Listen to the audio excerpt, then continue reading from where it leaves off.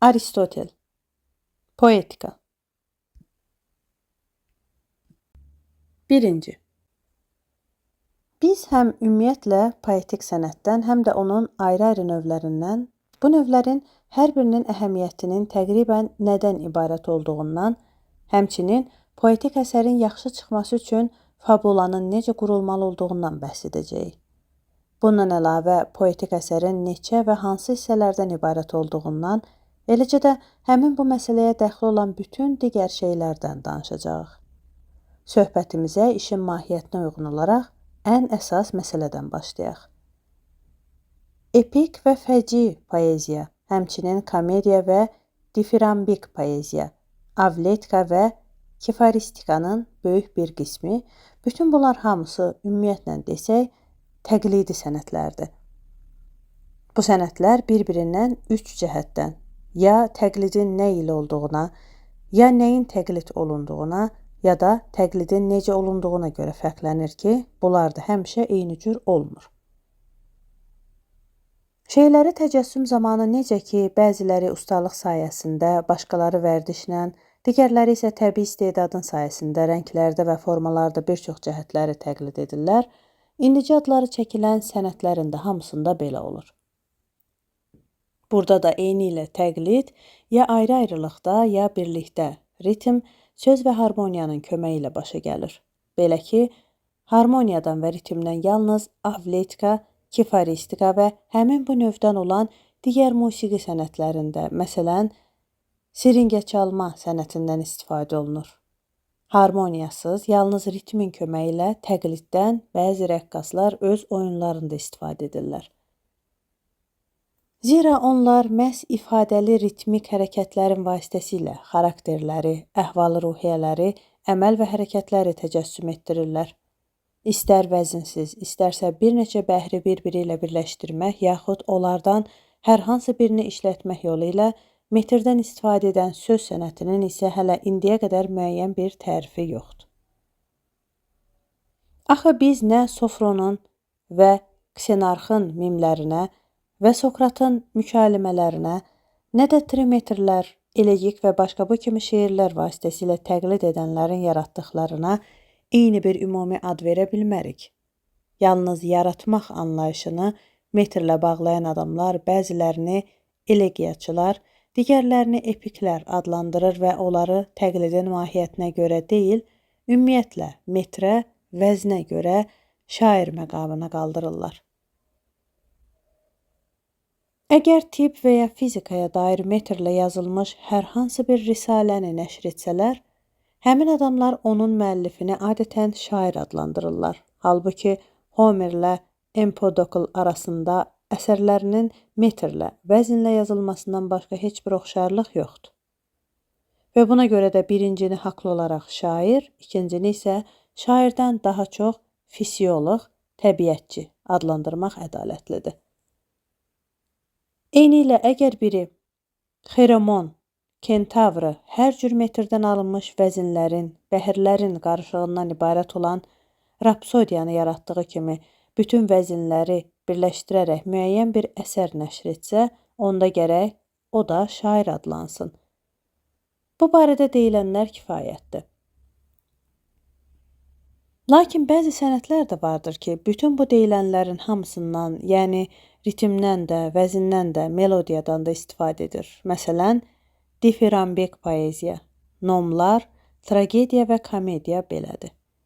Bir-birindən isə onlar bununla fərqlənir ki, bir qismi bu vasitələrin hamısından birlikdə, digərləri isə onların hərəsindən özünün ayrı-ayrı hissələrində istifadə edir. Təqlid etmənin vasitələrinə görə sənətlər arasında mən bu fərqlərin olduğunu zənn edirəm. 2. Madam ki, təqlidçilər hamısı hərəkət və fəaliyyət adamlarını təqlid edir, bu adamlar isə mütləq ya yaxşı ya da pis olurlar, deməli, ya özümüzdən yaxşılarına, ya pislərinə, ya da ki, elə özümüz kimilərinə təqlid eləmək lazım gəlir. Necə ki, rəngkarlar məhz belə edirlər. Məsələn, Poligont yaxşı, Pafson pis, Dionis adi adamları təsvir eləmişlər. Aydındır ki, yuxarıda göstərilən təqlid sahələrinin də hər birində bu fərqlər olacaqdır və beləliklə də təqlidin predmetindən asılı olaraq onlar təqlidin başqa növünə deyil, məhz müəyyən növünə daxil olacaqdır. Axı rəqsdə də, fleyta və kifara çalğısında da bu kimi fərqlər təzahür edə bilər. Bu vəziyyət həm nəsr və həm də adi nəzmlə olan nitqə də aiddir. Məsələn, Homer yaxşı, Kleofont adi, parodiyanın ilk yaradıcısı Fasoslu Hegemon və Deliad müəllifi Nikoxar isə pis adamların təsvirini vermişlər. Bu deyilənlər difiramplara və nomlara da şamildir. Argand, yaxud Timofey və Filoksen kikloplarda necə təqlid etmişlərsə, bunlarda da o cür təqlid etmək olar. Eyni fərq faciə ilə komediya arasında da mövcuddur.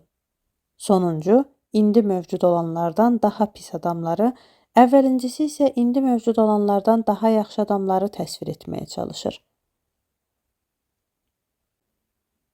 Üçüncü.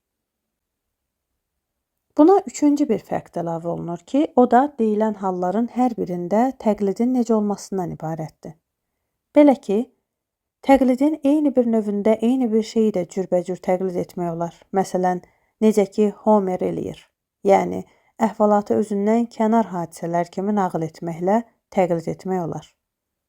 Yaxud, məsələn, təqlid edən adam özlüyündə qalıb, öz simasını dəyişmədən təqlid edə bilər. Ya da ki, təsvir olunan bütün şəxsləri hərəkət və fəaliyyətdə göstərməklə təqlid etmək olar. Beləliklə, bütün mövcud təqlid növləri öz aralarında lap əvvəlcədən dediyimiz kimi məhz təqlidin vasitəsinə, predmetinə və tərzinə görə üç fərqlə ayrılır. Elə buna görə də bir cəhətdən Sofokl Homerlə eyniyyət təşkil edə bilər. Çünki hər ikisi ləyaqətli adamları təsvir edirlər. Digər cəhətdən isə Aristofanla eyniyyət təşkil edə bilər, çünki onların ikisi də adamları hərəkət və fəaliyyətdə, həm də dramatik hərəkət və fəaliyyətdə göstərirlər. Bu əsasa görə də həmin əsərlər bəzilərinin iqrar etdikləri kimi dram adlanır. Çünki adamları hərəkət və fəaliyyətdə təsvir edir. Həmin səbəbdən Dorilər faciə və komediyanın mənşəcə onlara mənsub olduğunu iddia edirlər.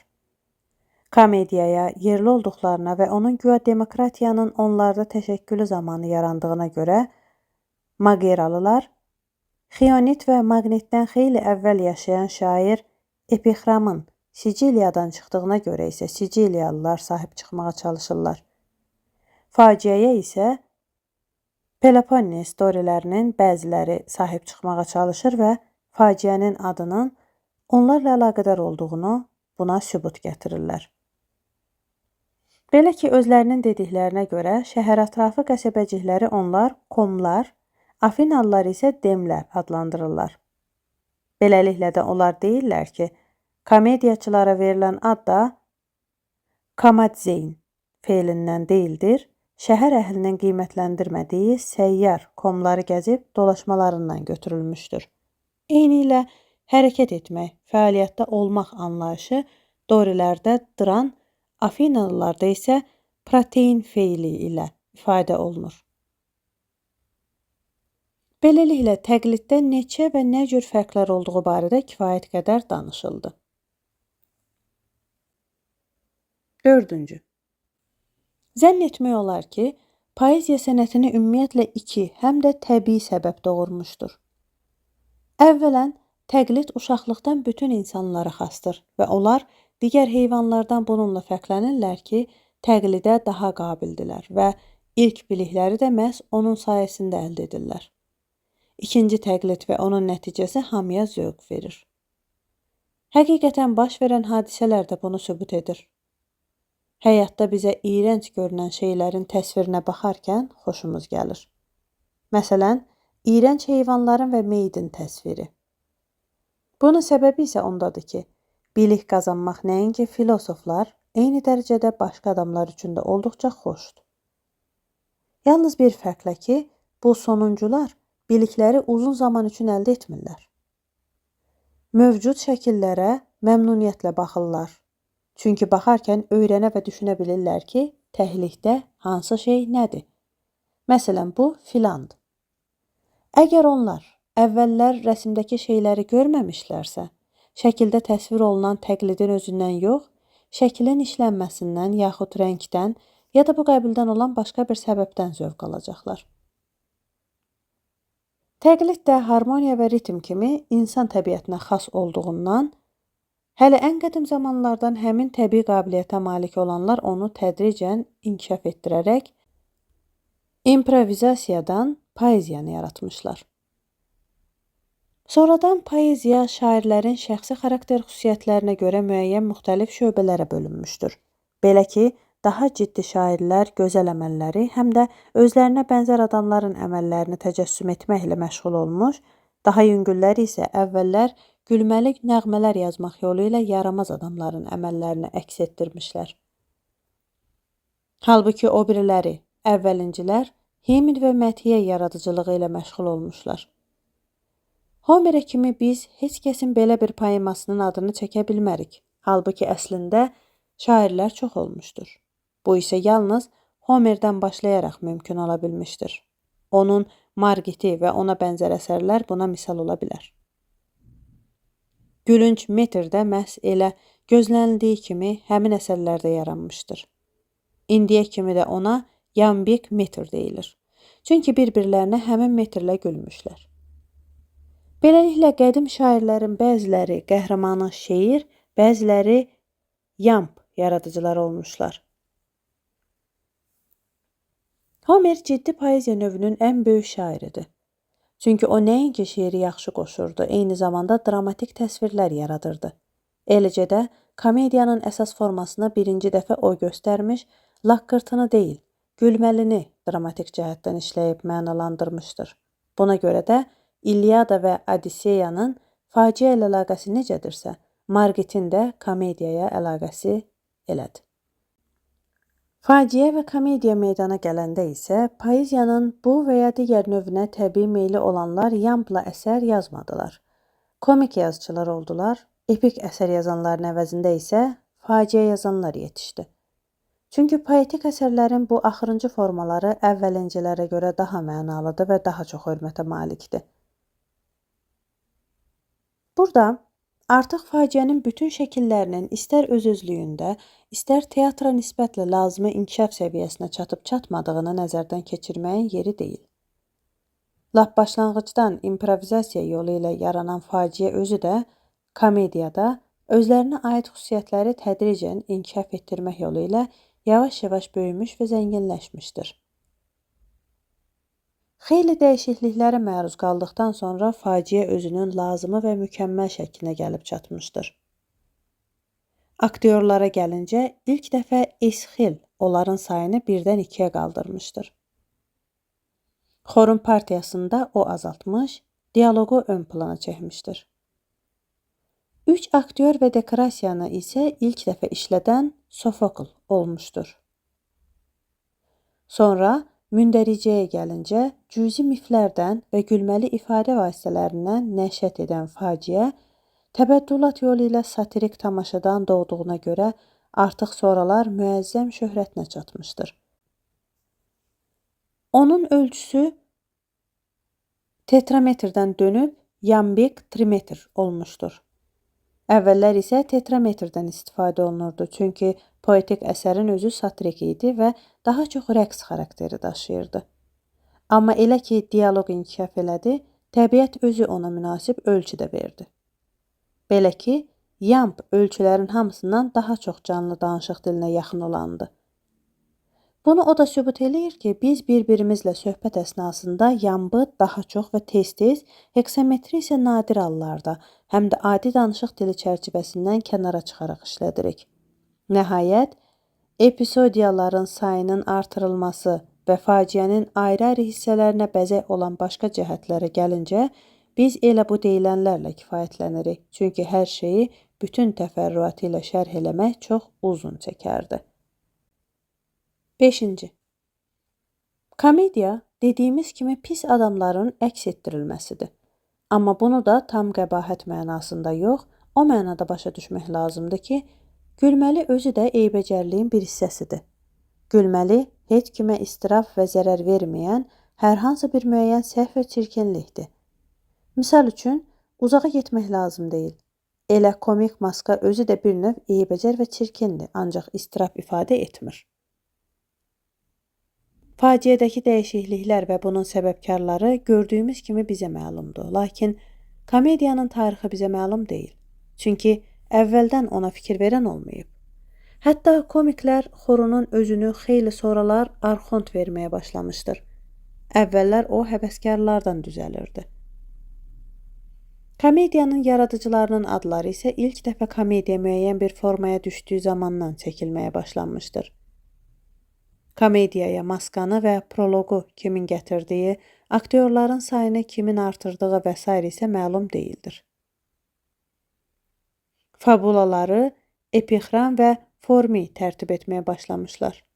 Həmin şəkildə də komediya Siciliyadan ilk dəfə Yunanistana keçmiş, Afina komik şairlərindən isə birinci olaraq Kratet, Yambik şeirdən əl çəkib dialoq və fabulaları ümumi şəkildə tərtib edib işləməyə başlamışdır. Epik poeziya yalnız özünün mühüm vəznini istisna edib saxlamaqla ciddiliyin təqlidi sayılan faciənin ardınca getmişdir. O, faciədən özünün sadə ölçüsünə, təhkiyəsinə görə seçilir. Bundan əlavə onlar həcm etibarı ilə də fərqlənirlər. Faciə cəhd edir ki, öz vaqiələrini mümkün qədər bir günün ərzində yerləşdirsin və ya bu çərçivədən az kənara çıxsın. Epos isə zamanca məhdud deyil və bununla da faciədən seçilir. Lakin onu da deyək ki, ilk zamanlar elə faciələrdə də epik poemalardakı kimi edilirmiş. Qaldı bunların tərkib hissələri, onlar faciədə də, eposda da qismən eynidir. Qismən yalnız faciəyə məxsusdur. Buna görədir ki, faciənin yaxşılığı və ya pisliyindən baş çıxardan adam eyni ilə eposdan da baş çıxarda bilər. Zira epik poeziyada nə varsa, faciədə də vardır. Lakin bu sonuncuda olanların hamısı epopeyaya daxil deyildir. 6. Heksametrlə təqlid sənətindən və komediyadan biz sorular danışacağıq. İndi isə faciə haqqında danışaq. Birazca əvvəl deyilənlərdən onun mahiyyətinin tərifini çıxardaq. Deməli, faciə ciddi və bitmiş, müəyyən həcmə malik hərəkəti nağıl etmə yolu ilə deyil, hərəkətin özü vasitəsilə, onun ayrı-ayrı hissələrində müxtəlif cür bəzənmiş dillə təqlid etməkdir ki, mərhəmət və qorxu hissi sayəsində həmin hisslərin və onlara bənzər ehtirasların təmizlənməsinə kömək edir. Bəzəkli dil mən ona deyirəm ki, ritmi, harmoniyanı, nəğməni özündə ehtiva edir. Onların faciənin ayrı-ayrı hissələr üzrə bölüşdürülməsi özünü bunda göstərir ki, bu hissələrin bəzisi yalnız metrin vasitəsilə, bəziləri isə nəğmə vasitəsilə icra olunur.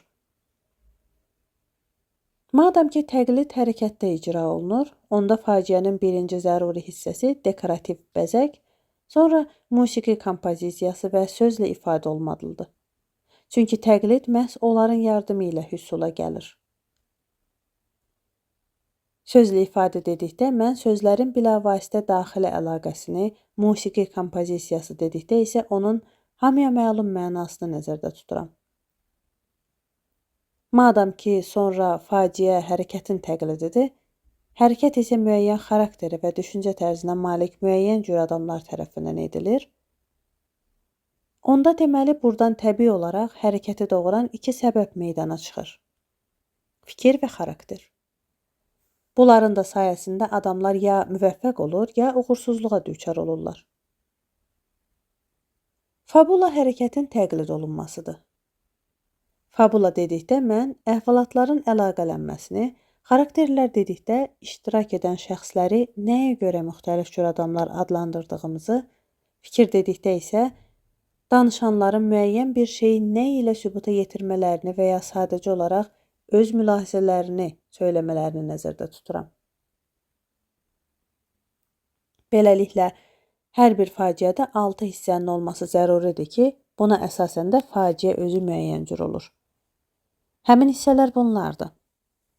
Fabula, xarakterlər, fikir, səhnə şəraiti, sözlə ifadə və musiqi kompozisiyası.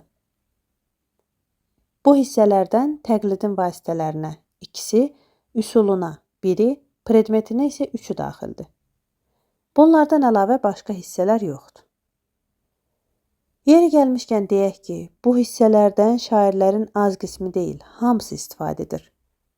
Hər bir faciədə səhnə şəraiti, xarakter, fabula, sözlə ifadə, musiqi kompozisiyası, eyni zamanda fikir vardır.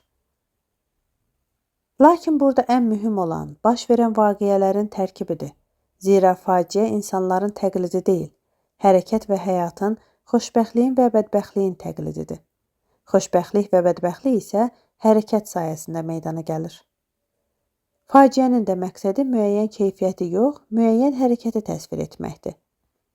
İnsanlar isə xarakter etibarilə müəyyən cür, hərəkət və əməllərinə görə isə xoşbəxt ya əksinə olurlar. Deməli, şairlər hərəkət və fəaliyyət adamlarını ona görə göstərmirlər ki, onların xarakterlərinin təsvirini versinlər. Əslində bu, hərəkətlərin sayəsində onlar xarakterləri də əhatə edirlər. Beləliklə, hərəkət və fabula faciənin məqsədidir. Məqsədi isə hər şeydən mühümdür. Bundan başqa, faciə hərəkət olmadan keçinə bilməz. Xaraktersiz isə keçinə bilər. Məsələn, yeni faciələrin çox hissəsi xarakterləri təsvir etmir və ümumiyyətlə şairlərin çox arasında nisbət rəssamlardan Zevksidin Poliqonta nisbəti kimidir. Məhz Poliqont əla xarakter yaradıcısı olduğu halda Zevksidin rəsmləri heç bir xarakteri əks etdirmir. Sonra biri əgər nə qədər dalbadal hikmətamiz kəlamlar, gözəl ifadə və fikirlər yaraşdırsa belə, yenə bununla faciənin qayəsini təşkil edən şeyə nail ola bilməz. Halbuki bu məqsədə deyilənlərdən az istifadə edən, amma fabula və hərəkətlər əlaqəsinə malik olan faciə daha tez yetə bilər. Eyni hal rəssamlıqda da baş verir. Belə ki, əgər biri tamam plansız olaraq ən qəşəng rəngləri də işə salmış olsaydı, yenə başqasının sadəcə çəkdiyi təsvirdən aldığımız xoş təəssüratı bizə bağışlaya bilməzdi. Hələ üstəlik ən mühüm olan faciənin qəlbi və ruhu cəlb edib ələ aldığı amil, fabulanın hissələri, peripetilər və tanımalardır. Bizim baxışımızın ədalətli olduğunu da bu təsdiq edir ki, yeni yazmağa başlayanlar əvvəllər hərəkətin əlaqələndirilməsindən daha çox üslub və xarakterlərin təsviri sahəsində müvəffəq olurlar ki, bu da ilk şairlərin demək olar ki, hamısında müşahidə olunur. Beləliklə, fabula faciənin əsası və bir növ canıdır. Xarakterlər isə ondan sonra gəlir, çünki faciə hərəkətin və elə buna görə də xüsusi hal-hərəkət adamlarının təqlid olunmasıdır. Faciənin üçüncü hissəsi fikirdir. Bu işin mahiyyətini və şəraitə müvafiq olaraq danışmaq bacarığıdır ki, nitqdə buna siyasət və ritorikanın köməyi ilə nail olurlar. Odur ki, qədim şairlər siyasətçi, indikilər isə natiqvari danışan adamları göstərmişlər. Xarakteri isə odur ki, onda iradənin istiqaməti özünü göstərir. Buna görə də hər hansı müəyyən bir şəxsin nəyi üstün tutub və ya nədən çəkindiyini aydın göstərməyən, yaxud danışanın nəyi üstün tutduğu və ya nədən çəkindiyi haqqında heç bir şey deməyən nitq xarakteri əks etdirmir. Fikir isə odur ki, onun vasitəsilə bir şeyin varlığı və ya yoxluğu sübut edilir, yaxud nəysə müəyyən bir şey söylənir. Danışıqlara aid olan dördüncü hissə sözlə ifadədir, mətindir.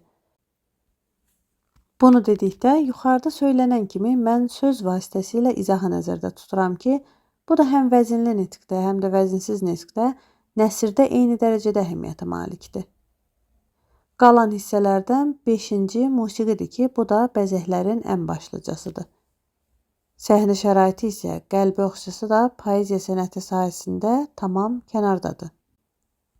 Və poeziyaya hər şeydən daha az dəxli var. Çünki faciə yarışsız və aktyorsuz da öz qüvvəsində qalır. Həm də ki, dekorasiyaların işlənməsində şairlik sənətindən çox dekorçuluq sənətinin əhəmiyyəti vardır. 7.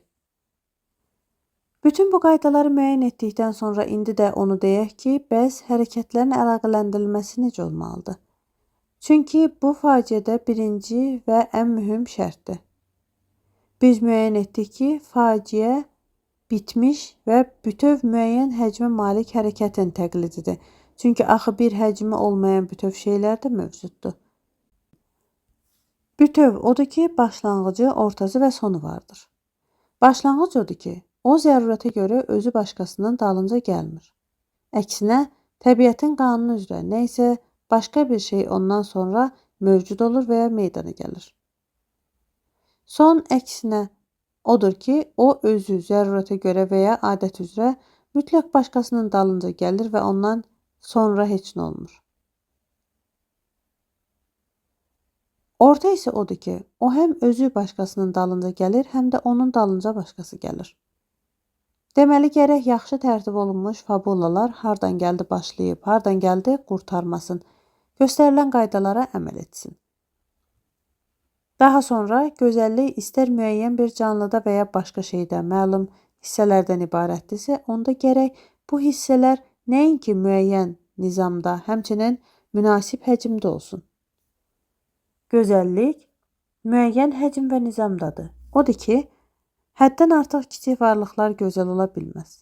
Zira hiss olunmaz dərəcədə ani bir zaman ərzində ona baxarkən gözümüzdə əriyib qarışır. Eləcə də həddən artıq böyük varlıqlar da gözəl ola bilməz. Çünki onu birdən-birə görmək mümkün olmur. Tamlığı və vəhdəti isə nəzərdən qaçır. Tutaq ki, məsələn, 10.000 stadiya uzunluğunda heyvana baxarkən necə ola bilərsə, bu da elə. Deməli, necə ki, cansız və canlı cisimlər asan müşahidə edilə bilən bir həcmə malik olmalıdır, fabulalar da elə uzunluğa malik olmalıdır. Asanlıqla yadda qala bilsin. Fabulanın teatr yaşlarına və hissi qavrayışa görə müəyyənləşdirilməsinin poeziya sənətinə dəxli yoxdur. Əgər yarışa 100 faciə təqdim edilsə, olsaydı, onda bu yarışlar su saati ilə keçirilərdi. Necə ki, bəzi hallarda elə həqiqətən belə olur. Ölçü işin özünün mahiyyəti ilə müəyyənləşdirilir və həmişə həcm etibarilə o faciə yaxşıdır ki, fabulası tam aydınlaşıncaya qədər genişlənmiş olsun. Xülasə, sadəcə tərif verəcək olsaq deyə bilərik ki, o həcm kafi hesab oluna bilər ki, onun daxilində hadisələr ehtimal və ya zərurətə əsasən mütəmadi şəkildə bir-birini əvəz etdikcə bədbəxtlikdən xoşbəxtliyə və ya xoşbəxtlikdən bədbəxtliyə doğru dəyişikliyə əmələ gələ bilsin. 8.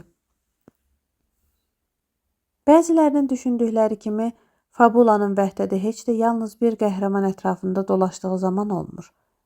Çünki əslində birinin başına sonsuz dərəcədə çoxlu əhvalatlar gələ bilir. Və elə olar ki, bu əhvalatların müəyyən qismi arasında heç bir vəhdət də olmaz. Eyni ilə bunun kimi tək bir adamın da hərəkətləri çox az ola bilər. Lakin onlardan vahid hərəkət düzələ bilməz. Buna görə də bizə elə gəlir ki, Herakleida, Teseida və bu cür poemalar yazan şairlər yanılırlar. Onlar elə zənn edirlər ki, Herakl tək olduğu üçün elə fabula da tək olmalıdır. Başqa məsələlərdə də digər şairlərdən əhəmiyyətli dərəcədə seçilən Homer, sənətkarlığınmı, təbii istedadınmı sayəsində bu məsələyə də görünür, düzgün yanaşa bilmişdir. Belə ki, Odisseya əsərini yaradarkən qəhrəmanın başına gələnlərin hamısını onun Parnasda necə yaralandığını, müharibəyə səfərbərlik elan olunan zaman özünü nə cür dəliliyə vurduğunu təsvir etməmişdir. Çünki bu əhvalatlardan heç biri qətiyyən nə zərurət, nə ehtimala görə bir-birindən doğmur. Buna görə də öz Odisseya və eyni dərəcədə İlyadasını yazarkən hər şeyi indicə müəyyən etdiyimiz kimi yeganə vahid bir hərəkət ətrafında cəmləşdirmişdir. Deməli, təqlidi sənətlərin digər sahələrində olduğu kimi, vahid təqlid bir predmeti təqliddən ibarətdir.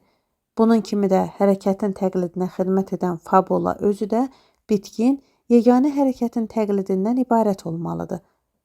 Əhvalatların hissələri isə bir-biri ilə elə bağlanmalıdır ki, onlardan biri dəyişdiriləndə və ya çıxardılanda tamada xələl gəlsin. Onun bütövlüyü sarsılsın, zira varlığı və yoxluğu sezilməyən bir şey tamın da üzvü hissəsi deyildir. 9. Deyilənlərdən o da aydın olur ki, şairin vəzifəsi həqiqətən olub keçənlərdən deyil, ola bilən şeylərdən, daha doğrusu ehtimala və ya zərurətə görə mümkün ola bilən hadisələrdən bəhs eləməkdir. Məhz tarixçini və şairi bir-birindən fərqləndirən o deyil ki, biri vəzinlərdən istifadə edir, o biri isə etmir. Herodotun əsərlərini nəzmə çəkmək olardı. Bununla belə onlar vəzinlə də, vəzinsiz də yenə tarix əsəri olaraq qalardılar. Onları fərqləndirən budur ki, birincisi həqiqətən olub keçənlərdən, ikincisi isə mümkün ola bilən hadisələrdən bəhs edir. Buna görə də poeziya tarixdən daha fəlsəfi və daha ciddidir. Poeziya daha çox ümumidən, tarix xüsusidən bəhs edir. Ümumi ondadır ki, müəyyən xarakterə malik adam ehtimal və ya zərurətə görə nə danışmalı və ya nə etməlidir. Poeziyada qəhrəmanlara müəyyən adlar verməklə elə bunu göstərməyə çalışır. Xüsusi isə odur ki, məsələn, Alkiviad nə eləyib və onun başına nə kimi əhvalat gəlib. Komediyada isə bu lap aydın görünür. Əsərlərini ayrı-ayrı məlum şəxsiyyətlərə ithaf edən Yamp, mədhiyyə yazanlardan fərqli olaraq fabulanı ehtimal qanunları üzrə quran şairlər komediyalarında istənilən adların uydurulması yolundan istifadə edirlər. Faciədə isə keçmişdən götürülən adlar verilir. Bunun səbəbi isə odur ki, ehtimala görə mümkün olan yalnız budur. Belə ki, biz olmayana, baş verməyənə hələ inanmırıq, amma olan, baş verən isə olması görünür mümkündür ki, olub. Mümkün olmasaydı olmazdı. Bununla belə bəzi faciələrdə bir-iki məlum addan başqa qalan adların hamısı uydurma olur. Bəzilərində isə heç bir dənə də məlumat olmur. Məsələn, Aqafonun Çiçək əsərində vəziyyət belədir. Bu əsərdə əhvalatlar da, adlar da eyni dərəcədə uydurmadır. Bununla belə o əsər yenə xoşa gəlir. Deməli, faciə hadisələrdən bəhs edən miflərə eyni ilə rəvayətlərdə deyildiyi kimi mütləq riayət etmək çalışmaq lazım deyildir. Buna riayət etməyin özü də gülməlidir. Zira məlum olanın özü də adamların çox yox, azına məlumdur, amma yenə də hamının xoşuna gəlir. Beləliklə, buradan aydın olur ki, şair vəzin yaradıcısı olmaqdan daha çox fabula yaradıcısı olmalıdır. Çünki o, təqlidi təsvir gücünə görə şairdir və o hərəkəti təqlid edir. O, hətta həqiqətən baş vermiş əhvalatları əks etdirməli olsa da, yenə şair olaraq qalır. Zira heç nə mane olmur ki, həqiqətin baş vermiş hadisələrinin bəziləri özləri də ehtimal və ya imkan daxilində olsun, şair bu mənada həmin hadisələrin də yaradıcısıdır. Sadə fabula və hərəkətlər içərisində ən pisi epizodik olanlardır. Epizodik fabula isə mən o fabulaya deyirəm ki, onun ehtiva etdiyi epizodlər bir-birinin dalınca gəlir. Amma heç bir ehtimala və zərurətə əsaslanmır. Bu cür faciələri pis şairlər şəxsi qabiliyyətsizlikləri üzündən, yaxşı şairlər isə aktyorların xatirinə yazırlar. Onlar məhz yarışmalar düzəltmək və buna görə də daxili məzmunun ziddinə gedib fabulanı uzatmaqla hadisə və hərəkətin təbii sırasını pozmağa məcbur olurlar. Faciə nəinki yalnız bitkin hərəkətin, eyni zamanda qorxunc və acınacaqlı hərəkətin təqlididir ki, bu sonuncu da xüsusən o vaxt olur ki, gözlənilmədən baş verir. Çox halda isə gözlənilmənin ziddinə və bir-birinin sayında baş verir. Çünki təəccüb doğuran hadisə və hərəkət öz-özünə və təsadüf sayəsində deyil, naqafil baş verəndə daha böyük təsir qüvvəsinə malik olur. Belə ki, təsadüflər içərisində ən çox təəccüb doğuranı bir növ sanki qəsdlə olan əhvalatlardır. Necə ki, məsələn, Mityanın Argosdakı heykəli kimi. Güya Mityanın qatili ona tamaşa edərkən uçmuş və qatilin üstünə düşüb onu öldürmüşdür. Belə şeylər sanki məqsədsiz baş vermir. Deməli, buna bənzər fabulalar da mütləq yaxşı olacaq. 10-cu. Fabulaların bəziləri sadə, bəziləri isə dolaşıq olur. Çünki fabulaların təqlid etdiyi hərəkətlər də eləcə olmur. Mən yuxarıda müəyyən olunduğu kimi elə fasiləsiz və tamamlanmış hərəkəti sadə adlandırıram ki, onun ərzində taleyin dəyişməsi peripetiyalarsız və tanınmalarsız olsun. Dolaşıq isə elə hərəkəti deyirəm ki, orada taleyin dəyişməsi tanıma və peripetiya ilə yaxud hər ikisinin bahəm iştirakı ilə əmələ gəlsin. Bütün bunlar öz növbəsində fabulanın tərkibindən elə doğmalıdır ki, müəyyən bir hadisə, zərurət və ehtimal əsasən əvvəl baş vermiş hadisədən yaransın. Çünki axı hər hansı bir hadisənin nəyinsə nəticəsində baş verməsi isə nədənsə sonra baş verməsinin arasında böyük fərq vardır. 13-cü. Növbə ilə indicə dediklərimizin ardınca gərək biz fabulanı tərtib edərkən nəyə səy edib, nədən çəkinməyin və faciənin vəzifələrini necə yerinə yetirməyin lazım gəldiyi barədə danışaq.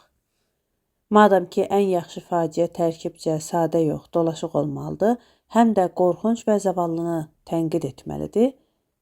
O halda hər şeydən əvvəl aydındır ki, ləyaqətli adamların xoşbəxtlikdən bədbəxtliyə düçar olmasını təsvir etmək lazım deyil. Çünki bu nə qorxunc, nə də zavallı bir şey deyil.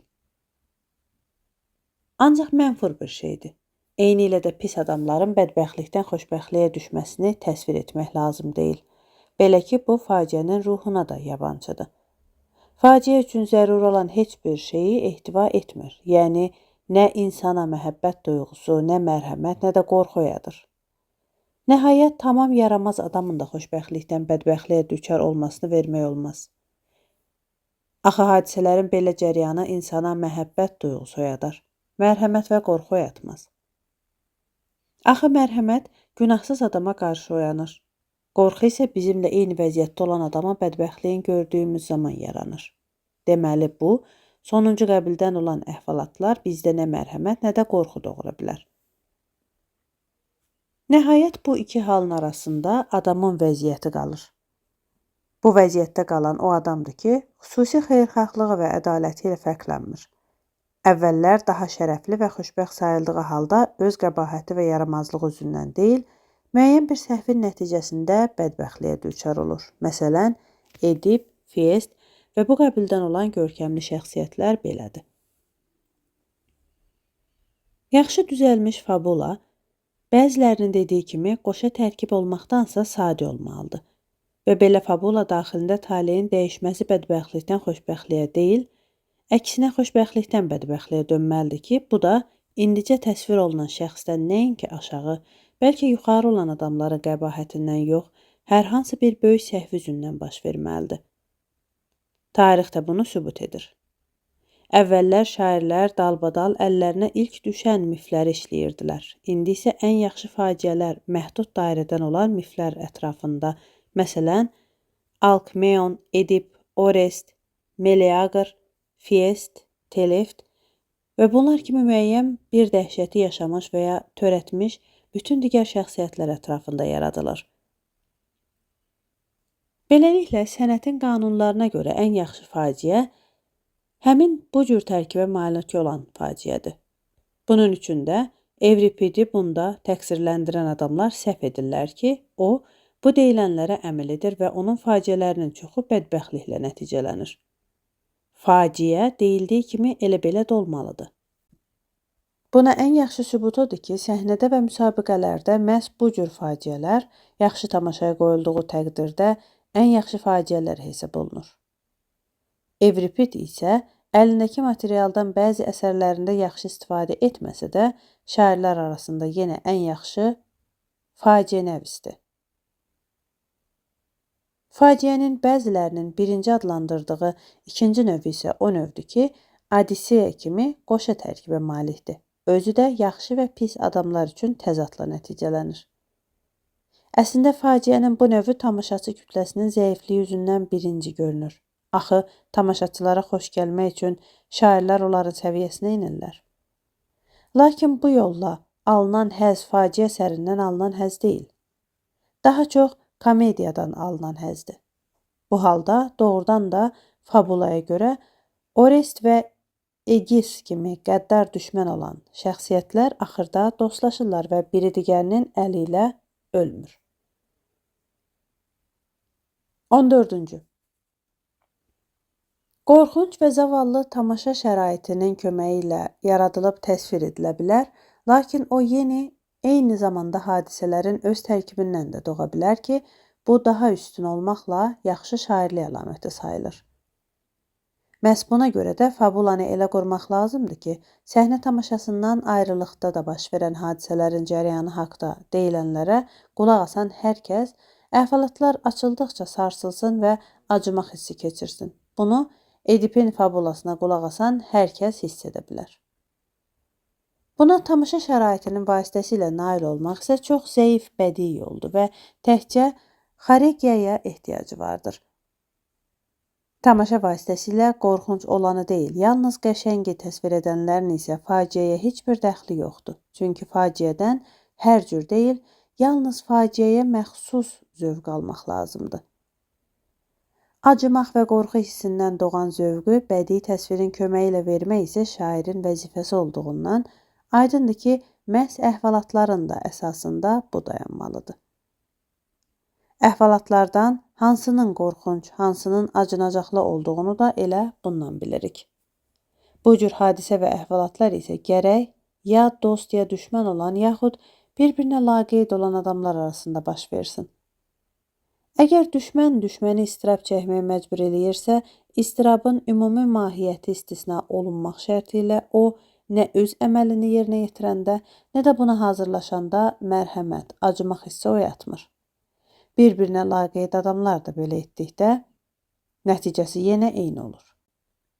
Lakin əgər bu istirab yaxın və dost adamların arasında yaranırsa, məsələn, əgər qardaş qardaşı, oğul atanı yaxud ana oğulu və ya oğul ananı öldürürsə, yaxud öldürmək qəsdinə düşür və ya buna bənzər başqa bir iş görürsə, vəziyyət dəyişir. Şair belə hadisələri axtarıb tapmalıdır. Rəvayətlərin hifz elədiyi mifləri pozmaq olmaz. Mən, məsələn, Klitemnestranın Orestin əli ilə, Erifilanın isə Alkmeonun əli ilə öldürülməsini nəzərdə tuturam. Lakin şair özü də ixtiraçı olmalıdır və rəvayətlərdən lazım gəldiyi şəkildə istifadə etməlidir. Lazım gəldiyi şəkildə ifadəsi altında nəyi nəzərdə tutduğumuzu daha aydın söyləyək. Hərəkət qədim dövr adamlarının təsəvvür etdikləri şəkildə baş verə bilər. Ancaq burada iştirakçılar şuurlu hərəkət edirlər. Evripid də öz uşaqlarını öldürən Medeyanı belə göstərmişdi. Lakin ola bilər ki, müəyyən bir işi edəsən, özü də onun bütün dəhşətlərini bilmədən edəsən. Özünlə öz qurbanın arasında dostluq münasibəti olduğunu da, Sofoklun Edipi kimi yalnız sonralar öyrənəsən. Bu axırıncı halda dəhşət dramdan kənarda baş verir. Faciənin özündə isə onu ifa edirlər. Məsələn, Astidamantın Alkmeonu yaxud yaralı Odisseyadakı Teleqon kimi. Bundan əlavə, üçüncü bir halda mövcuddur ki, bixəbərliyi ucundan nə isə ağır bir cinayət eləmək istəyən adam cinayəti törətməmiş işi başa düşür, özündəkini tanımalı olur. Bundan başqa daha özgə bir hal yoxdur. Ya etmək lazımdır, ya etməmək. Şuurlu və ya şuursuz. Bu hallardan ən pisi odur ki, kimsə şuurlu şəkildə cinayət etmək qənaətinə gəlir, amma etmir. Belə halda faciə yox, eybəcərlik var. Nəticədə isə istirab doğmur.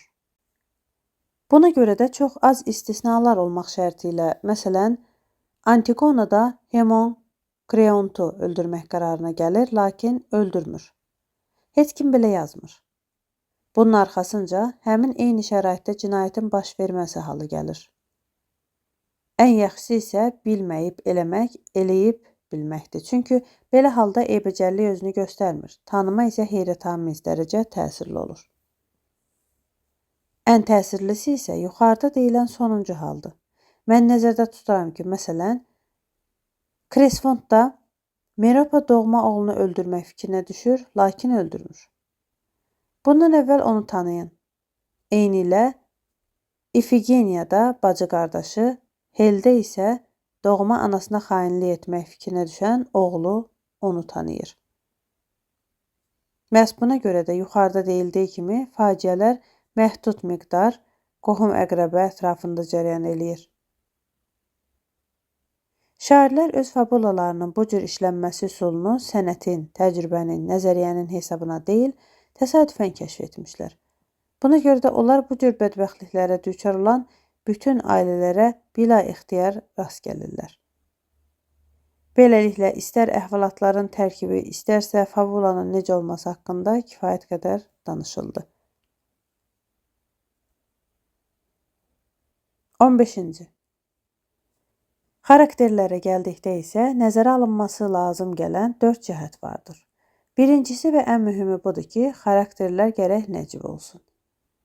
Təsvir olunan şəxs xarakterə o zaman malik ola bilər ki, deyildiyi kimi nitqində yaxud hərəkətində necəliyindən asılı olmayaraq hər hansı bir iradi istiqamət olsun. Lakin xarakter məhz o zaman nəcib ola bilər ki, iradənin də nəcib istiqamətini təmsil eləsin. Bu isə hər bir adamda ola bilər. Qadın da nəcib olur, qul da. Hərçənd ki, ola bilər. Ola bilər onlardan birincisi aşağı, ikincisi isə tamam dəyərsiz məxluqdur. İkinci cəhət budur ki, xarakterlər gərək yaraşsın. Məsələn, xarakteri mərdanə göstərmək olar, amma mərdanə yaxud zəhimli olmaq qadına yaraşmır. Üçüncü cəhət budur ki, xarakterlər gərək həqiqətə uyğun olsun. Bu, indicə deyildiyi kimi, yaraşan və mənəviyyatca nəcib xarakterin yaradılmasından nəysə fərqli bir şeydir. Dördüncü cəhət isə budur ki, gərək xarakter ardıcıl olsun. Hətta təsvir olunan şəxs əgər ardıcıl deyilsə və xaraktercə bu cür təsəvvür olunursa, onun bu qeyri-ardıcıllığında ardıcıl göstərmək olar. Zərurətdən doğmayan alçaq xarakterə Oristəki Menelayı misal göstərmək olar. Yaramayan və yaraşmayana nümunə.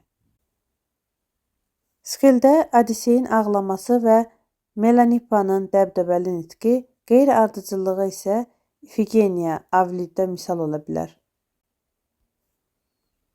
Belə ki, əvvəllərdə qurban səhnəsindəki hüzünlü İfigeniya sonraki səhnələrdəkinə heç cür bənzəmir.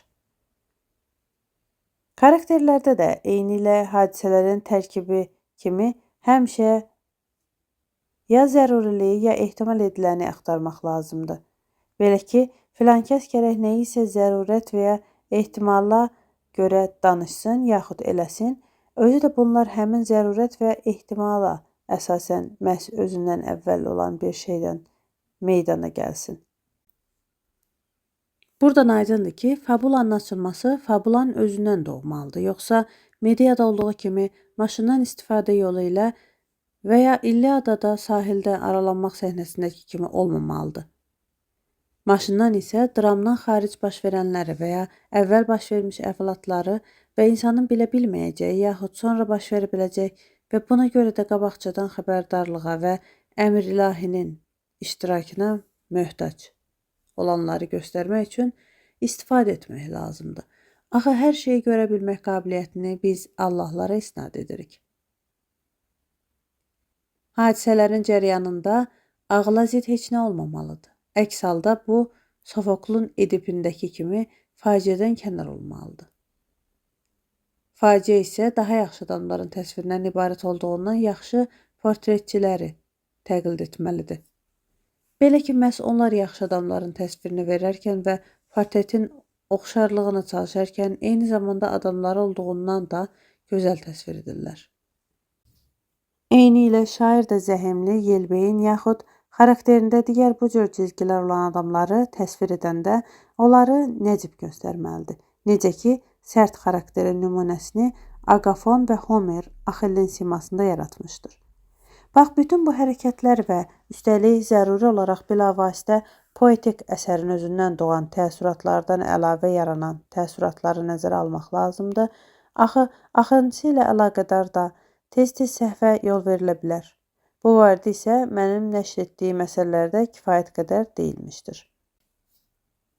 16. Tanıma nədir? Bu barədə əvvəlki fəsillərdə deyildi. Tanımanın şəkillərinə gəldikdə isə birincisi, bədii cəhətdən ən zəifi və qabiliyyətin çatışmaması ucundan ən çox istifadə ediləni zahiri əlamətlər vasitəsilə tanımadır.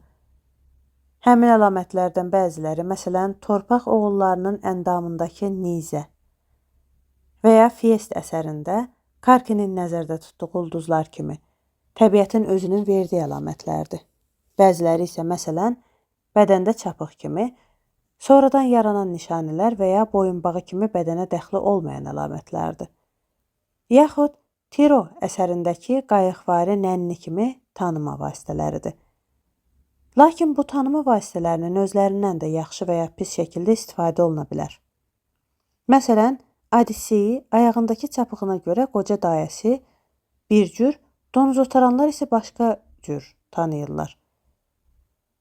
Xatircəmlik üçün olan tanıma və ümumiyyətlə bütün bu qəbildən olan tanımalar məhz bədii cəhətdən zəif olanlarıdır. Odiseyanın Yuyum adlanan hissəsində olduğu kimi, Peripetiyadan əmələ gələn tanımalar isə daha yaxşıdır. İkincisi, şairin özünün düzəltdiyi və buna görə də qeyri-bədii olan qondarma tanımadır. Məsələn, İfigeniyada Arest özünü bildirir ki, o Arestdir. Bacısını isə onun məktubuna əsasən tanıyır. Özü isə elə şeylər danışır ki, onlar yalnız şairə lazımdır. Fabuladan doğmur. Buna görə də tanımanın həmin bu şəkli qüsurluluq etibarilə tanımanın indici göstərilən şəklinə yaxındır. Arestin özünün də bəzi müəyyən əlamətlər ola bilərdi. Sofoklun tereyindəki toxucu məkiyinin səsi də tanımanın həmin bu şəklinə daxildir. Üçüncüsü, xatırlama vasitəsilə tanımadır ki, adam müəyyən bir şeyi görəndə güclü həyəcan keçirdir. Məsələn, Dikogenin Kipirlilərində olduğu kimi. Qəhrəman şəkli görərkən ağlayır, yaxud Aklinoyun məclisində olan tanıma kimi Kifaristi dinləyən qəhrəman xəyallara dalaraq ağlayır ki, bunun da nəticəsində onu tanıyırlar. Dördüncüsü, əqli nəticələrə görə tanımalardır. Məsələn, Xoeforlarda olan kimi əqli nəticə belə çıxarılır. Gələn kimdirsə, mənə oxşar adamdır. Mənə oxşayan isə yalnız Arestdir. Deməli, gələn odur. Sofist Poliddə də İfigeniya ilə əlaqədar olaraq bu yolla nəticəyə gəlinir. Tamamilə təbii olaraq Arest bu nəticəyə gəlir ki, bacısı qurban getmişdir. Deməli, o özü də qurban getməli olacaqdır. Feodektin Tideyində də belə düşünülür. Oğlunun dalınca gəlmişdir, amma özü həlak olur. Finidlərdəki tanıma da belədir. Qadınlar düşdükləri yeri gördükdə öz taleləri haqqında nəticə çıxarmalı olurlar ki, nəsibləri burada ölməkdir. Çünki elə buradaca sahilə atılmışdılar. Tamaşaçı kütləsinin yanlış qənaətinə əsaslanan bəzi saxta tanımaların ola bilməsi də mümkündür. Yalançı qasid Odisey deyir ki, görmədiyi oxu tanıya bilər. Oxu tanıya bilməyəcəyinə əmin olan cəmaət isə buradan yanlış nəticə çıxardır. Tanımalardan ən yaxşısı bilavasitə hadisələrin özündən doğanıdır. Tamaşaçılarda isə heyranlıq vaqiələrinin təbii cərəyanı sayəsində doğur. Məsələn, Sofoklun İdipində, həmçinin İfigeniyada məhz belədir. Axı, İfigeniyanın məktub göndərmək istəməyi təbiidir. Yalnız belə tanımalar müəyyən uydurma əlamətlərsiz başa gəlir. Bunların ardınca isə əqli nəticələrə əsaslanan tanımalar gəlir. 17. Fabulaları onların sözlə ifadəsini bacarana qədər daha canlı şəkildə göz qabağına gətirərək işləyib düzəltmək lazımdır. Məhz belə olduqda hər şeyi tamam aydın şəkildə görərək və sanki hadisələrin özündə bilavasitə iştirak edərək şair lazım olanı tapa bilər və ziddiyyətlər heç zaman onun nəzərindən qaça bilməz. Gərginə tutulan irad buna sübut ola bilər. Belə ki, onun əsərində Amfiaray məbəddən çıxır. Səhnədə məbədi görməyən tamaşaçı üçün isə bu anlaşılmaz qalır. Buna görə də dram səhnədə qoyularkən tamaşaçılar ondan narazı qalmış və əsər tam müvəffəqiyyətsizliyə uğramışdı. Şair mümkün qədər əsərdəki iştirakçıların vəziyyətlərini də nəzərdə tutmalıdır. Axı, təbii qabiliyyət sayəsində hər hansı ruhi hərəkəti yalnız özləri onu bilavasitə yaşayan adamlar daha dürüst çatdırırlar. Həqiqətən də yalnız həyəcanlanan həyəcanlandıra, qəzəblənən qəzəbləndirə bilər. Bu səbəbdəndir ki, poeziya istedad və hissiyyat adamlarına aid bir sahədir. Çünki onlardan bəziləri cildə girmək, bəziləri isə vəcdə gəlmək qabiliyyətinə malikdirlər. Bunun kimi, yaradılan material da yaradıcılıq əsnasında şairin nəzərində ümumi cəhətdən canlanmalı, sonra isə epizodlar halında təşəkkül tapıb ümumi və tam materialı ifadə etməlidir. Demək istəyirəm ki, ümumini, məsələn, İfigeniyada olduğu şəkildə nəzərdən keçirmək olar. Bir qızı qurban verərkən, o, qurban sahiblərindən gizlicə başqa bir ölkəyə gətirilərək, əcnəbilərin də qurban verilməsi dəbdə olan bu ölkədə kahin rütbəsi alır. Müəyyən vaxtdan sonra isə həmin kahin qızın qardaşı bura gəlməli olur. Allahın onun bura nə səbəbdənsə gəlməsini əmr etməsi, habelə onun nə üçün gəlməsi ümumi plandan xaricdədir. Evripid və Polidin təsvir etdiklərinə görə o gəldikdə tutulur və artıq qurban getməyə məhkum olduğu yerdə bilaixtiyar dediyi bir ifadə nəticəsində görünür yalnız bacım deyil, mən də qurban getməliyəmiş deməsinə görə tanınır. Buradan da onun xilası yaranır. Artıq bundan sonra adları yerinə qoyub epizodları elə bir şəkildə yaratmaq lazım gəlir ki, onların həqiqətən də mətləbə dəxli olsun. Məsələn, Aresti Alaq ağlı başından çıxmasına görə tutulur. Paklaşma vasitəsilə xilas olur. Dramlarda epizodlar qısadır. Epopeyada isə uzadılır. Məsələn, mahiyyətcə Odiseyanın məzmunu qısadır. Biri uzun illər vətəndən didərgin düşmüşdür, Poseidon isə onun dalınca dolanır. O tənhadır, evdə işləri isə elə vəziyyətdədir ki, arvadına adaxlı çıxanlar onun əmlakını talan edirlər. Oğluna sui-qəsd hazırlayırlar. Uzun keşməkeşlərdən sonra nəhayət o geri dönüb öz-özünü bəzilərinə tanıdır. Adaxlı çıxanlara hücum çəkir, özü xilas olur, düşmənlərini isə məhv edir. Poemanın məzmunu mahiyyətcə bundan ibarətdir. Bütün yerdə qalanları isə epizodlardır. 18-ci. Hər bir faciədə iki hissə var. Düyün və açılma. Birincisi adətən dramdan xaric hadisələri və dramın öz daxilindəki əhvalatların bəzilərini, ikincisi isə bütün yerdə qalanlarını əhatə edir. Mən faciənin əvvəlindən başlayaraq ta bədbəxtlikdən xoşbəxtliyə yaxud xoşbəxtlikdən bədbəxtliyə keçid həddi olan nöqtəyədək davam edən hissəni düyün, bu keçidin başlanmasından sonadək davam edən hissəni isə açılma adlandırıram.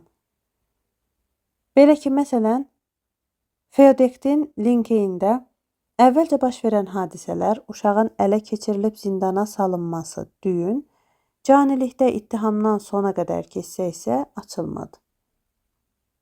Faciənin 4 növü vardır. Hissələrinin də o qədər olduğu göstərildi. Peripetiya və tanınmalara əsaslanan dolaşıq faciə. Ayant və İksiyon haqqındakı kimi istiraplar faciəsi.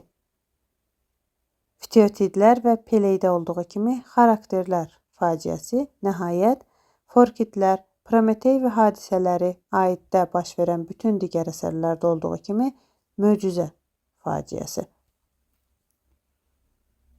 Ən yaxşısı budur, səy göstərirsən ki, bu növlərin hamısı, yaxud heç olmasa ən mühümləri və mümkün qədər çoxu bir faciədə ehtiva olunsun. Xüsusən indi şairlərə haqsız hücumlar edildiyi bir zamanda buna səy göstərmək lazımdır.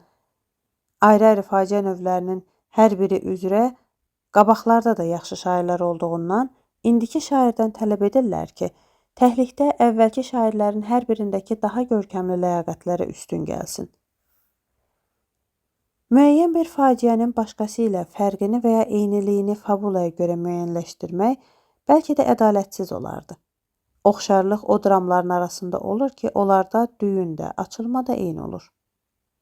Çoxları düyünü yaxşı saldıqları halda onu pis açırlar. Halbuki hər iki vəzifəni yaxşı yerinə yetirmək lazımdır. Sonra haqqında dəfələrlə danışdığımız bir şeyi yadda saxlamaq lazımdır. O da budur ki, gərək epik tərkibli faciələr yazmayasan. Epik tərkibli dedikdə, mən çox fabulalı faciəni nəzərdə tuturam. Məsələn, elə bil ki, bir nəfər üçün İlliadanı götürə və ondan bir faciə düzəltmiş ola. Axı eposun həcmi iri olduğundan hissələri də müvafiq iri həcmə malik olur. Dramda isə belə etdikdə gözlənilməyən nəticələr alınır. Evripid sayağı İlyonun dağılmasındakı materialın müəyyən bir hissəsini götürüb işləmək, yerinə bütövlükdə ondan bir faciə yaratmaq istəyənlərin, yaxud Esxilə rəğmən Niob haqqında əsatiri bütövlükdə götürənlərin hamısının tam uğursuzluğa düçar olması və ya yarış zamanı başqaları ilə ayaqlaşa bilməməsi bunu sübut edir. Aqafon da yalnız buna görə məğlubiyyətə düçar olmuşdur. Halbuki o əksinə peripetiyalarda və sadə əhvalatlarda öz məqsədinə çox böyük ustalıqla nail olur. Bu isə o zaman mümkün olur ki, Sisif kimi müdrik, lakin qəribəliyə malik olan adam aldanır, yaxud şücaətli, lakin ədalətsiz adam məğlub olur. Belə süjet facianədir və ədalət hissində kifayətləndirir. Bu, Aqafonun dediyi kimi ehtimala görə mümkündür. Çünki ehtimala görə mümkündür ki, bir çox işlər məhz ehtimala rəğmən baş versin. Xorun özü də bir aktyor sayılmalıdır. O, tamın üzvü hissəsi olmalıdır və Evripidin əsərlərindəki deyil, məhz Sofoklun əsərlərində oynadığı rolu oynamalıdır. Daha sonraki şairlərdə xor partiyalarının mövcud fabulaya aid edilməsi dərəcəsi onun hər hansı bir başqa faciəyə olan aidiyyət dərəcəsi qədərdir. Buna görə də onlarda xor sadəcə faciəyə daxil edilən mahnılar oxumaqla məşğul olur ki, bunun da ilk nümunəsini Aqafon vermişdir. Belə olandan sonra istər kənar mahnılar oxunsun, istər müəyyən danışıq və ya bütöv bir epizodi bir dramdan çıxarılıb başqasına daxil edilsin. Nə fərqi var? 19-cu. Beləliklə, hər şey haqqında danışıldı. Qalır sözlə ifadə və fikir sahəsindən danışmaq. Sonuncuya aidiyyəti olan ritorikaya daxil edilməlidir. Zira o, daha çox məhz həmin bilik sahəsinə aiddir. Sözlə əldə edilə bilən hər nə varsa, hamısı fikir sahəsinə aiddir. Bura daxildir. Sübut, təksib, daxili aləmdə, məsələn, mərhəmət, qorxu, qəzəb və bu kimi digər ruhi halların əmələ gəlməsi, həmçinin böyütmə və kiçiltmə. Aydındır ki, fikrin sözlə şərhində olduğu kimi, hadisələrin şərhində də əgər həmin hadisələri cılız yaxud dəhşətamiz, böyük yaxud adi göstərmək lazımdırsa, istifadə olunan vasitələr də gərək eyni mənbələrdən götürülsün. Fərq yalnız bundadır ki, hərəkətlər aktyor oyunundan asılı olmayaraq da aydın və canlı olmalıdır. Nitqin məzmununda olanı isə danışan adam ifadə etməlidir və nitqin özündən asılı olmayaraq baş verən hərəkət kimi də öz təzahürünü tapmalıdır. Doğrudan da əgər danışan şəxsin danışıqları öz-özlüyündə xoşa gələn və gəlməyən təsir oyatmış olsaydı, onda danışanın vəzifəsi nədən ibarət olmuş olardı? Sözlə ifadəyə məxsus olub, izlənməli olan cəhətlərin bir qismini bu ifadənin növləri təşkil edir ki, bunları bilmək aktyor sənətinin və bu sənətin nəzəriyyəsini dərindən bilən, yəni, məsələn, əmrin və yalvarışın, nəql etməyin, təhdid və sualın və bu cür şeylərin mənasına bələd olan adamın işidir. Poeziya sənəti üçün isə bunları bilib bilməməyin elə bir ziyanı yoxdur ki, ciddi qüsur kimi ona irad tutulsun. Doğrudan da, Protagorun Homeri təqsirləndirdiyi belə bir şeydə nə dərəcə qüsur tapmaq olar ki, şair yalvarmaq fikrində olduğu halda qəzəb, hiddətlə ilahə oxu deyə əmr edir. Axı Protagorun fikrincə nəyi edib etməməyi buyurmaq özü də əmrin bir şəklidir. Buna görə də poetikaya deyil, başqa elm sahəsinə aid olduğundan qoy bu məsələnin müzakirəsi kənarda qalsın. 20-ci. Sözlə hər cür ifadədə aşağıdakı hissələr vardır. Əsas səs, heca, bağlayıcı, isim, feil, üzv, fleksiya, cümlə. Əsas səs bölünməz səsdir, ancaq hər cür yox. Elə bölünməz səs ki, ondan məna ifadə edən söz yaranır. Doğrudan da heyvanlarda da bölünməz səslər var, halbuki onlardan heç birini mən əsas səs adlandırmıram. Əsas səsin bölmələri aşağıdakılardır. Ünlü səs, yarı ünlü və ünsüz səs. Ünlü, toxunma, təkan olmadan, yarı ünlü, toxunma, təkan zamanı, məsələn, s və r eşidilən səslərdir. Ünsüz isə toxunma, təkan zamanı öz-özlüyündə heç bir səs vermir. Lakin az-çox eşidilən səslərlə birlikdə özü də eşidilmiş olur. Məsələn, q və d. Bütün bu səslər ağızın vəziyyətinə, əmələ gəlmə yerinə, qalınlığa və incəliyinə görə, uzunluq və qısalığına, bundan başqa iti, ağır və orta vurğuya görə fərqlənir. Onların təfərrüatı metrika sahəsində nəzərdən keçirilməlidir. Heca müstəqil, mənası olmayan o səslərdir ki, yarım ünlü və ünlü, yaxud bir neçə ünsüz və bir ünlüdən düzəlir. Q, r elə a olmadan da a ilə də heca əmələ gətirir. Məsələn, qıra. Lakin hecanın fərqlərinin izahı da metrikaya aiddir. Bağlayıcı, müstəqil mənası olmayan o sözlərdir ki, daha çox səsdən ibarət və müəyyən mənaya malik olan bir sözün əmələ gəlməsinə nə mane olur, nə də kömək edir. Öz təbiətinə görə, əgər cümlənin əvvəlində gələrsə, cümlənin axırlarında və ortasında da qoyula bilər. Yaxud da müstəqil mənası olmayan elə sözdür ki, mənası qoyula bilər. Yaxud bu müstəqil olmayanı elə sözdür ki, mənası olan bir neçə sözdən mənaya malik bir ibarə əmələ gələ bilər. Üzv müstəqil mənası olmayan cümlənin əvvəlini, sonunu yaxud bölgüsünü göstərən sözdür. İsim zamanı göstərməyən mənaya malik mürəkkəb sözdür. Onun hissəsi öz-özlüyündə heç bir mənaya malik deyil. Doğrudan da iki sözdən əmələ gələn sözlərdə biz onların tərkib hissələrini müstəqil mənaya malik hissələr kimi işlətmirik. Məsələn, bəzi sözlərdə bu müstəqil mənaya malik deyil. Feil isə zamanı göstərən mənaya malik mürəkkəb sözdür. Adlarda olduğu kimi, onun da hissələrindən heç bir öz-özlüyündə heç nə bildirmir. Məhz insan yaxud ağ zaman şəraitini bildirmir, lakin gedir yaxud gəldi, hər şeydən əlavə birincisi indini, ikincisi keçmişi bildirir.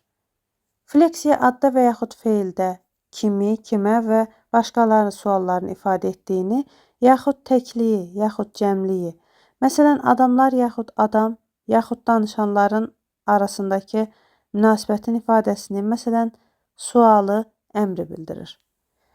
Məsələn, o getdimi, yaxud get, feilin göstərilən növlərə aid dəyişməsidir. Cümlə ilk mənaya malik elə mürəkkəb nitqdir ki, onun ayrı-ayrı dayanmasının da öz-özlüyündə müəyyən bir mənası vardır. Cümlələrin hamısı feildən və addan ibarət olmur. Feilsiz cümlələr də ola bilər. Məsələn, insanın tərifi belə cümlələrin tərkibində həmişə müəyyən mənaya malik hissə olur. Məsələn, Kleon gedir cümləsində Kleon belə hissədir. Cümlə iki halda bir olur. Ya o bir məna bildirir, ya da çoxun birdə birləşməsindən əmələ gəlir. Məsələn, İlyada birləşməyə əsasən insan sözü isə bir mənanı bildirdiyinə görə vahiddir. 21-ci. Növlərinə görə isimlər sadə və mürəkkəb olur. Sadə, mən hissələrinin müstəqil mənası olmayan ismə deyirəm. Məsələn, Səma. Mürəkkəb isimlərin isə bir qismi mənaya malik olan və olmayan, lakin bu mənanı yalnız isimdən ayrı müstəqil daşıyan hissələrdən ibarət isimlərdir. Bir qismi isə hissələrinin müəyyən mənası olan isimlərdir. İsimlər həmçinin 3 hissəli, 4 hissəli və daha mürəkkəb olur. Məsələn, hermokaikoksanf kimi təmtəraqlı sözlərin çox hissəsi belədir. Hər bir isim ya ümumən işlənən, ya qlossa, ya metafora, ya zinətamiz, ya düzəltmə, ya qısaldılmış ya da dəyişdirilmiş olur. Ümumən işlənən isim mən hamının istifadə etdiyi isimlərə deyirəm. Qlossa isə bəzilərinin istifadə etdiyi isimlərə deyirəm. Belə ki, eyni zamanda eyni bir isim həm qlossa, həm ümumən işlənən ola bilər, amma eyni dairələrdə yox. Məsələn, cida sözü Kiprlilərdə ümumən işlənən isimdir, bizdə isə qlossadır. Metafora qeyri-adi bir ismi ya cinsdən növə, ya növdən cinsə, ya da növdən növə keçirmək və ya bənzətmə yolu ilə məcazlaşdırmaqdır. Cinsdən növə keçib məcaz yaratmağı, məsələn, belə ifadədə görmək olar. Odur, dayanmışdır gəmim də mənim. Bu ifadədə nəzərdə tutulan lövbərdə dayanmaq anlayışı özü dayanmaq məfhumunun bir hissəsidir. Növdən cinsə keçməklə məcaza göz qaraldan qədər şərəfli işlər görür, həqiqətən Odissey yenə ifadəsini misal göstərmək olar. Belə ki, qaranlıq, intihasızlıq çox demək olduğuna görədir ki, şair çox, sonsuz yerinə göz qaraldan sözündən istifadə etmişdir. Növdən növə keçməklə məcaza, qılıncla canını alaraq onun və kəsib əhədini qılıncla onun ifadələrini misal göstərmək olar ki, burada da almaq, kəsmək, kəsmək almaq mənasında işlənir. Və nə isə bir şeydən məhrum etmək mənasını ifadə edir. Bənzətmə vasitəsilə məcazda isə mən o hal nəzərdə tuturam ki, orada ikincinin birinciyə münasibəti, dördüncünün üçüncüyə münasibəti kimi olsun. Buna görə də şair ikincinin əvəzinə dördüncünü, dördüncünün əvəzinə isə ikincini işlədə bilər. Bəzən də bir istarəyə onun əvəz etdiyi ismi də əlavə edirlər. Yəni, məsələn, qalxanın arıya münasibəti necədirsə, piyalənin də Dionisə münasibəti elədir. Yaxud, qocalığın insan həyatındakı mənası nədirsə, axşamın da gündüzlə müqayisədə mənası odur. Buna görə axşama gündüzün qocalığı, qocalığı isə ömrün axşamı və ya Empedoklun dediyi kimi qürub çağı adlandırmaq olar. Bənzətmələrin bəzilərinə ad vermək mümkün deyil. Bununla belə onlar yenə də obrazlı ibarələr kimi işlədilə bilər. Məsələn, toxum səpmək səpin deməkdir. Günəş şüasının səpələnməsinin isə ayrıca adı yoxdur. Lakin şüanın günəşə münasibəti səpinin toxuma olan münasibəti kimidir. Buna görə də günəş haqqında deyirlər. İlahi nurunu səpərək. Metaforanın bu cinsindən həmçinin yad sözləri əlavə edib başqa cürdə istifadə etmək olar. Onda gərək yad söz işlədilən sözə məxsus mənanın hər hansı bir hissəsini məhv etsin. Məsələn, necə ki, qalxanı Ariyem piyaləsi deyil, meysiz boş piyalə adlandırasan. Düzəltmə sözlər vaxtı ilə heç kim tərəfindən işlədilməyib. Şair tərəfindən yaradılan sözlərdir. Məsələn, buynuz əvəzinə işlənən pöhrələr, kahin əvəzinə işlənən xahişçi kimi ifadələri bu qəbildən hesab etmək olar. Uzadılmış və ya qısaldılmış sözlərə gəlincə, birincisi, mövcud sözə məxsus olandan daha uzun ünlü səsdən istifadə və hecə artırmaq yolu ilə, ikincisi, sözdən müəyyən şeyləri ixtisar etmək yolu ilə əmələ gəlir. Dəyişdirilmə sözlər o zaman əmələ gəlir ki, sözün işlənməkdə olan formasında müəyyən hissəsi saxlanır, o biri hissəsi isə uydurmaqla düzəlir. Məsələn, sağ döşünə deyilir. Xüsusi isimlərin bir qismi kişi, digər qismi qadın, üçüncü qismi isə orta cinsdir. Kişi cinsinə axırı ro və sigma ilə bitən bütün isimlər və onlardan əmələ gələn hərflərlə bitən sözlər daxildir. Belə hərflər də ikidir. Omega və epsilon. Qadın cinsinə nü və omega kimi daim uzadılan ünlü və uzadılaraq alfa ilə nəticələnən bütün isimlər daxildir. Beləliklə deməli, kişi və qadın cinsi sonluqlarının sayı eynidir. Fi və epsilon tək sigma sonluğuna aiddir. Heç bir isim ünsüz səslə, eləcə də həmişə qısa olan ünsüz səslə də qurtarmır. I ilə 3 isim: bal, saqqız və bibər. Nü ilə 5 isim bitir. Orta cinsə aid sözlər isə həmin bu ünlü səslərlə nü və sigma ilə bitir. 22. Sözlə ifadənin məziyyəti onun aydınlığında və alçaq olmamasındadır. Ən aydın ifadə əlbəttə ümumən işlənən sözlərdən ibarət olur, lakin belə ifadə alçaqdır. Kleofontun və Svenelin poeziyası buna misaldır. Nəcib və yıpranmamış, ifadə isə qeyri-adi sözlərdən ibarət olandır. Qeyri-adi isə mən qlossanı, metaforanı, uzadılan sözləri və ümumən işlənən sözlərdən xaric bütün ifadələri adlandırıram. Lakin əgər biri bütün nitqi bu şəkildə qurarsa, tapmaca və ya varvarizm əmələ gəlir. Daha doğrusu, ifadə metaforalardan ibarət olduqda tapmacaya, glossadan ibarət olduqda isə varvarizmə gətirib çıxarar. Doğrudan da tapmacanın məziyyəti onun mümkün ola biləcək bir şeydən mümkün olmayan bir şeyin köməyi ilə danışmasından ibarətdir. Ümumən işlənən sözlər arasında əlaqə yaratmaq vasitəsilə buna nail olmaq olmaz. Metaforalar vasitəsilə isə mümkündür. Məsələn, ər görmüşəm, alovla misi ətə calayar və s. Glossadan isə varvarizm doğur. Deməli, ifadələri bir-birinə nə isə xüsusi bir tərzdə qataraq istifadə etmək lazımdır ki, glossa, metafora, zinət və digər bu kimi başqa növlər nitqin təravət və ucalığını aşağı indirib yıpranmış hala salmasın. Ümumən işlənən sözlər isə nitqə aydınlıq gətirsin. İfadənin aydınlığına və nəcibliyinə sözlərin uzadılması, qısaldılması və dəyişdirilməsi də az kömək etmir. Axı bu kimi sözlər adi olmayıb, yeni şəkildə səsləndiyindən nitqi təravətləndirər, adi ifadə tərzi ilə əlaqəsinə görə isə onun öz aydınlığını saxlamasına səbəb olar. Buna görə də sözdən belə istifadə üsulunu pisləyərək, böyük Evklidin dediyi kimi, güya sözü istənilən qədər uzatmaq hesabına şeir yazmaq asandır deyə şairlərə istehza edənlərin iradları ədalətsizdir. O mövcud ifadə tərzini həmin tərzin özü ilə məsxərəyə qoyan şeirdə yazmışdır. Hər halda bu ifadə tərzindən qeyri-münasib qaydada istifadə etmək gülməli çıxar. Belə ki, hər hissənin ölçüsü olmalıdır. Doğrudan da metaforadan, glossadan və digər bu kimi ifadə növlərindən zövqsüz və qəsdən gülüş doğurmaq xatirinə istifadə etmək istəyənlər buna çox yaxşı nail ola bilərlər.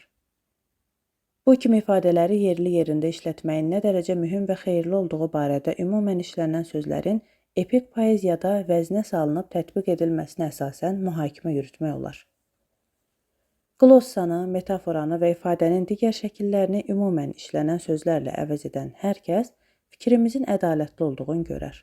Məsələn, Esxil ilə Evripid eyni yambik şeir yazmışlar. Fərq yalnız bir sözün dəyişdirilməsindədir.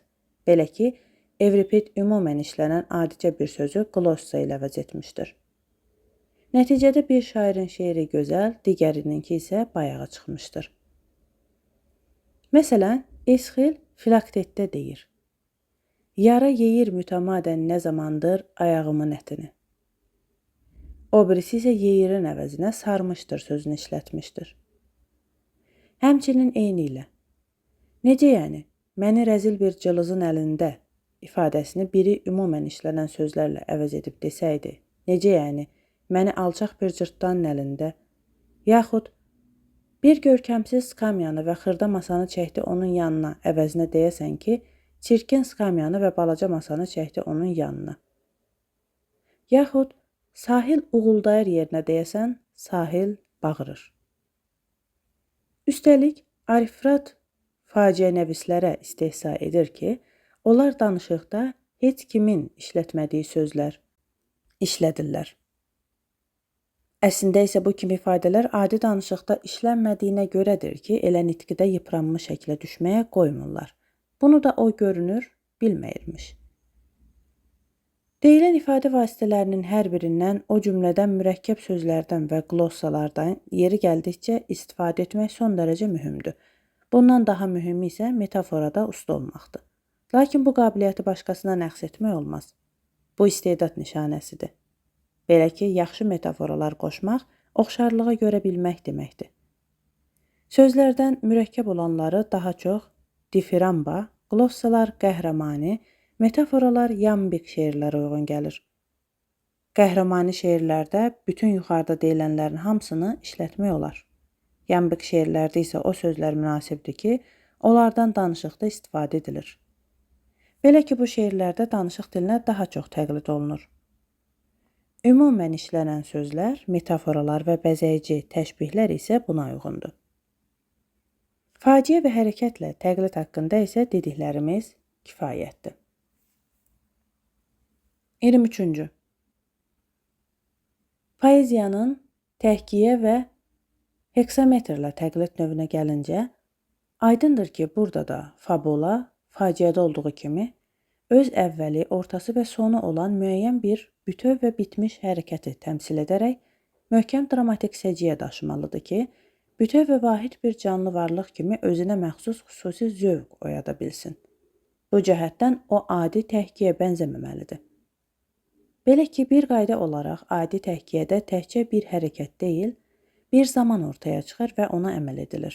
Yəni, eyni bir vaxtda baş verən hər şey.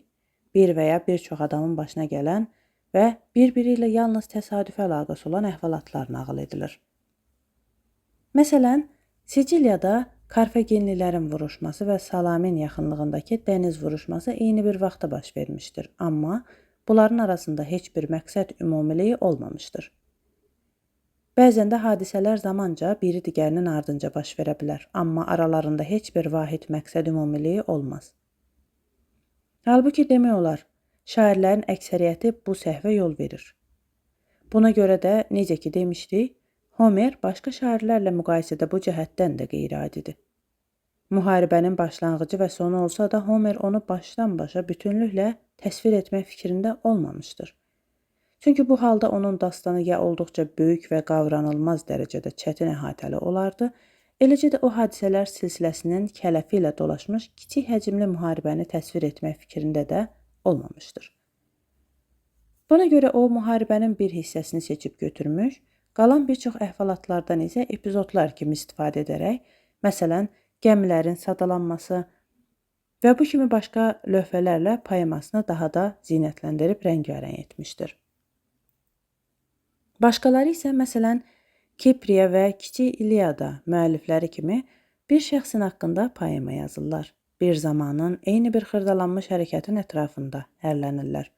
Buna görə də İliada və Odiseyanın hərəsindən bir yaxud iki faciə çıxarmaq olar. Kipriyadan daha çox, Kiçik İliadadan isə 8-dən çox faciə çıxarmaq mümkündür.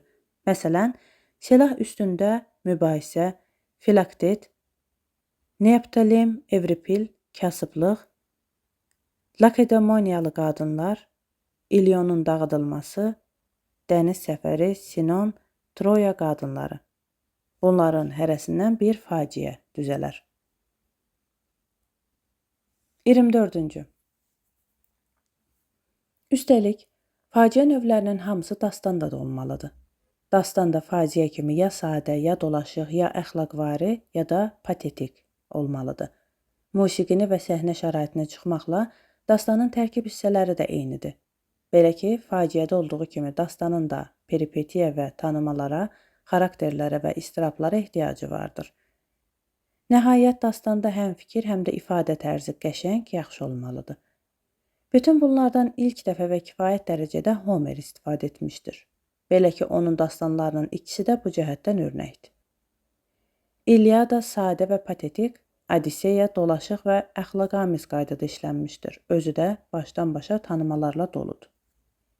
Bundan əlavə, Fikirlərinin mündəricəsi və ifadə tərzinə görə də Homer şairlərin hamısından üstündür. Epopeya həm tərkib hissələrinin uzunluğu ilə, həm də vəzni ilə fərqlənir. Bu uzunluğun həddi məsələsinə gəldikdə, bu kifayət qədər aydınlaşdırılmışdır. Eposun həcmi elə olmalıdır ki, bir baxımda onun əvvəlini və sonunu qavramaq mümkün olsun. Bu isə o zaman ola bilər ki, dastanın tərkib hissələrinin sayı qədimdəkindən az olmaqla bərabər, bir tamaşa müddətinə nəzərdə tutulan faciələrdəki saya uyğun olsun. Özünün həcm böyüklüyü cəhətindən epopeya müəyyən və mühüm xüsusiyyətə malikdir. Faciədə eyni bir vaxtda vaqe olan çoxlu hadisələrdən yalnız səhnə şəraitində cərəyanı və oynanılması imkan daxilində olan müəyyən qisim hadisələrin təsvirini vermək mümkündürsə, dastanda hər şey nağıl edildiyinə görə mətləbə dəxli olan və eyni bir vaxtda baş verən bir çox hadisələrin təsvirini vermək mümkündür ki, bunun da sayəsində dastanın həcmi böyüyür. Deməli, dastanın xüsusi bir üstünlüyü var ki, bu da onun ülviliyinə kömək edir. Dastan öz dinləyicisinin əhval-ruhiyyəsini dəyişdirə bilər və müxtəlif epizodlarla rəngarənglik yarada bilər. Halbuki, İştahanı tez küstürən yeknəsəklik faciələrin müvəffəqiyyətsizliyinə səbəb olur. Qəhrəmani vəzn adı ilə məlum vəzni isə dastan zəngin təcrübə əsasında mənimsəmişdir. Doğrudan da əgər kim isə böyük bir hekayəti həmin vəzinlə deyil, başqa bir vəzinlə və ya bir çox vəzinlərlə yazsa yersiz görünərdi. Qəhrəmani vəzin həqiqətən də bütün vəzinlərdən ən sakiti və ən ləyaqətlisidir. Bax buna görədir ki, qlossa və metaforaları bu vəzin xüsusilə öz tərkibinə qəbul edir. Belə ki, təhkiyə əsəri ölçüləri etibarilə də digər əsərlərdən fərqlənir. Tetrametr və yamb isə mütəhərrik vəzinlərdir. Özü də birincisi hərəkətə, ikincisi isə rəqsə uyğun gəlir. Xremon etdiyi kimi vəzinləri qarışdırmaq isə daha yersizdir. Buna görə də qəhrəmani vəzindən başqa ayrı bir vəzində heç kim iri poema yazmamışdır. Lakin dediyimiz kimi dastan üçün ən münasib vəzni təbiət özü göstərir. Homer bir çox başqa məsələlərdə tərifə layiq olduğu kimi, həm də xüsusən ona görə tərifə layiqdir ki, nə etməli olduğunu şairlərdən mükəmməl bilən təkcə odur. Dastanda şairin şəxsiyyəti gərək lap az görünsün. Əks halda o təqlidçi şair deyildir. Başqa şairlər əsər boyu hər yerdə özlərini gözə dürtürlər. Təqlid vasitəsilə təcəssümə az və nadir hallarda səy göstərirlər. Homer isə 3-4 kəlmə girişdən sonra o saat kişi və ya qadın xarakterini yaxud hər hansı bir başqa xarakteri hadisə meydanına çıxarır. Xaraktersiz heç bir surət göstərmir, yalnız xarakterə malik olanların təsvirini verir. Həm eposda, həm faciədə gərək heyrət doğuran hadisələr təsvir olunsun. Epopeyada isə xüsusən ağla gəlməz hadisələri təsvir etmək mümkündür.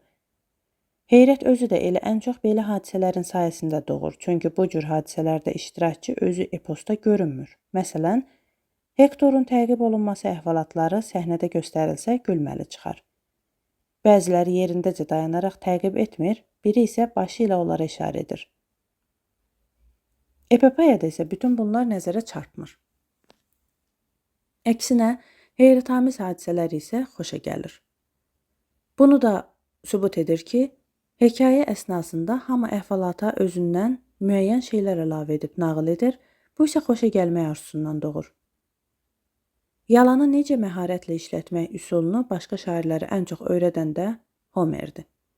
Bu üsul əqli nəticənin yanlışlığına əsaslanır. Məsələn, adamlar fikirləşirlər ki, madam filan şey mövcud olanda və ya yarananda filan da mövcud olur və ya yaranır, deməli, əgər sonuncu varsa, onda əvvəlki də mövcuddur və ya baş verir. Bu isə səhvdir. Məhz ona görə səhvdir ki, bir halda ki, əgər əvvəlincisi yalandısa, onda sonrakının həqiqət olmasına baxmayaraq hələ demək olmaz ki, əvvəlincidə olmuş və ya baş vermişdir. Ya da ki, belə bir nəticə çıxarıla bilər. Çünki çox vaxt biz sonrakının həqiqi olduğunu bildiyimiz zaman qəlbən yanlış nəticə çıxardırıq ki, əvvəlinci də həqiqətdir. Yuyum fəslindən parça buna misaldır. Ehtimala görə mümkün ola biləcək, amma ağla batmayan hadisələrdən ziyadə ehtimala görə az mümkün olub ağlabatan hadisələri üstün tutmaq lazımdır. Danışıqlar məntiqsiz hissələrdən tərtib olunmamalıdır. Ən yaxşısı da budur ki, danışıqda gərək ağlazit heç nə olmasın. Yox, əgər buna ehtiyac varsa, belə danışıq təsvir olunan fabuladan xaricdə verilməlidir. Məsələn, Edipdə onun laim necə ölməsindən bixəbər olması. Heç vəclə dramın özündə verilməməlidir. Məsələn, Elektrada Pifi oyunları haqqındakı nağılda ya da Missiyalılarda Lalın Tegidən Missiyaya gəlməsi ilə əlaqədar söhbətdə olduğu kimi. Buna görə fabulanın da nəticədə pozulacağını söyləmək gülməli olardı. Axı lap əvvəldən gərək belə fabulalar heç tərtib olunmasın. Lakin şair əgər belə bir fabula tərtib etmişsə və bu ona ehtimala görə daha mümkün və ağlabatan görünürsə, bu halda səfsətənin də təsvirinə yol vermək olar. Aydın məsələdir ki, Odisseyanın ağla batmayan hissələri, məsələn, qəhrəmanın İtaki adasına çıxması səhnəsi, naşı şair qələmindən çıxmış olsaydı çox pis görünərdi. Şair isə burada müəyyən mənasızlıqları əlavə boyalarla işləyərək hiss edilməyəcək dərəcədə bəzəməyə nail olmuşdur. Əsərin dilinə gəldikdə istər xarakterlərin təsviri, istər fikrin ifadə tərzi cəhətdən seçilməyən, mühüm olmayan hissələri dil cəhətdən xüsusilə rövnəqli işləmək lazımdır. Çünki əksinə dil son dərəcədə rövnəqli olanda xarakterləri də, fikri də zəiflədər. 25-ci. Şairin qarşısına çıxan vəzifələrə və bu vəzifələrin həllinə, onların kəmiyyət və keyfiyyəti məsələsinə gəldikdə isə bütün bunlar ehtimal ki, aşağıdakı mülahizədən bizə aydın olar. Şair də, rəssam və ya başqa sənətkar kimi təqlidçi olduğundan, təqlid zamanı mütləq 3 yolun biri ilə getməlidir. O, ya şeyləri olmuş və olan kimi, ya onlar haqqında düşünülən və danışılan kimi, ya da olması lazım gələn şəkildə verməlidir. Bu isə öz növbəsində ya adi danışıq dilində, ya da qlosa və metaforalarda ifadə olunur. Habelə dildə bir çox başqa dəyişikliklər də mövcuddur ki, bütün bunlardan da sərbəst istifadə etməyə biz şairə ixtiyar veririk. Bundan əlavə bir də axı siyasətlə poetikanın yaxud hər hansı bir başqa sənətlə poeziyanın qanunları eyni deyildir. Poetikanın özündə isə 2 növ səhv olur. Bu səhvlər ya sənətin mahiyyətinə aid olur, ya da tamam təsadüfi səciyyə daşıyır. Əgər şair poeziya üçün mümkün olmayan şeylərin təsvirinə meyl edibsə, o halda bu birinci növdən olan səhvdir. Əgər şair hər hansı bir şeyi öz-özlüyündə yanlış düşünmüşsə, məsələn, atı sağ ayaqlarının ikisini də birdən yuxarı qaldırdığı vəziyyətdə təsvir edirsə, yaxud həkimlik və başqa sənət sahələri ilə əlaqədar olan bir məsələdə ya səhv edirsə və ya ümumiyyətlə mümkün olmayan bir şeyin təsvirinə girişirsə, bu səhvin poeziya sənətinin özünə dəxli yoxdur. Deməli, poeziyanın vəzifələri baxımından məzəmmət edəndə nöqsanlara bu nöqteyi nəzərdən yanaşmalı və birinci növbədə onların nə dərəcədə sənətin öz mahiyyətinə aid olub-olmaması cəhətindən qiymət verilməlidir. Əgər sənət əsəri mümkün ola bilməyəcək şeyləri təsvir edirsə, səhvə yol verir. Lakin bu səhvlə yuxarıda deyildiyi kimi öz məqsədinə daha yaxşı nail olursa, yəni bu yolla şair əsərinin bu və ya digər hissəsini daha da heyrətli edirsə, bunda tamam haqlıdır. Misalı Hektorun təqib olunmasıdır. Lakin sənətin həmin qanunlarına uyğun olaraq az-çox dərəcədə məqsədə çatmaq mümkünsə, onda səhvə bəraət qazandırmaq olmaz. Belə ki, mümkündürsə, gərək səhvə heç yol verilməsin. Sonra baxmaq lazımdır ki, səhv hansı növdəndir? Sənətin mahiyyətinə mi dəxli var, yoxsa təsadüfi səhvdir? Axı şairin düyə maralı, buynuzlu bilməsi, onu lazımı canlılığı ilə təsvir edə bilməsinin yanında daha cüzi dərəcəli bir səhvdir. Bir də ki, gerçəkliyə sadiq qalmamağı şairə irad tutanlara, bəlkə də Sofokl kimi cavab verib demək lazımdır ki, o özü insanları necə olmalıdırlarsa, Evripid isə əslində olduqları kimi təsvir edir. Lakin şairə nə birinciyə, nə də ikinciyə əməl etməməyə irad tutarlarsa, o buna cavab verib deyə bilər ki, Allahlara dəxli olan işlər haqqında belə danışarlar. Onların haqqında doğrudan da nə demirlər ki? gerçəklikdən yüksəkdirlər, nə də demirlər ki, onunla eyniyyət təşkil edirlər. Lakin bəlkə də Ksenofanın təliminə uyğun olaraq elə-belə sözdür danışırlar. Bəzən də təsvir gerçəklikdəkindən yaxşı olmaya bilər ki, bu da məhz qədimdə belə imiş. Məsələn, necə ki, silah haqqında deyilmişdir. Mizraqları onların sancılmışdı torpağa saplağından baş üstə. O zaman adətmiş, belə edərmişlər. İlliriyalılarda indi bu adət vardır.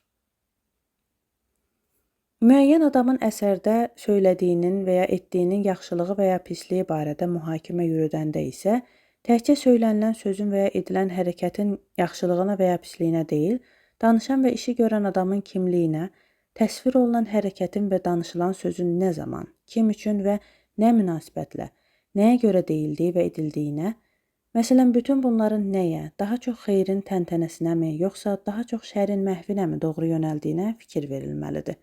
Nəhayət, üçüncü çətinliyi ifadə tərzinə diqqət yetirməklə həll etmək lazımdır. Məsələn, əvvəl hücum etdi qatırlara o kimi ifadədə qlossaların mənasına diqqət edilməlidir. Ola bilər ki, şair burada qatırlar ifadəsi altında keşikçilərdən danışır. Delonidən danışarkən də görkəmindən xoşagəlməz adamdır deməklə şair onun bədəncə eybəcərliyini deyil, üzünün kifirliyini nəzərdə tutur.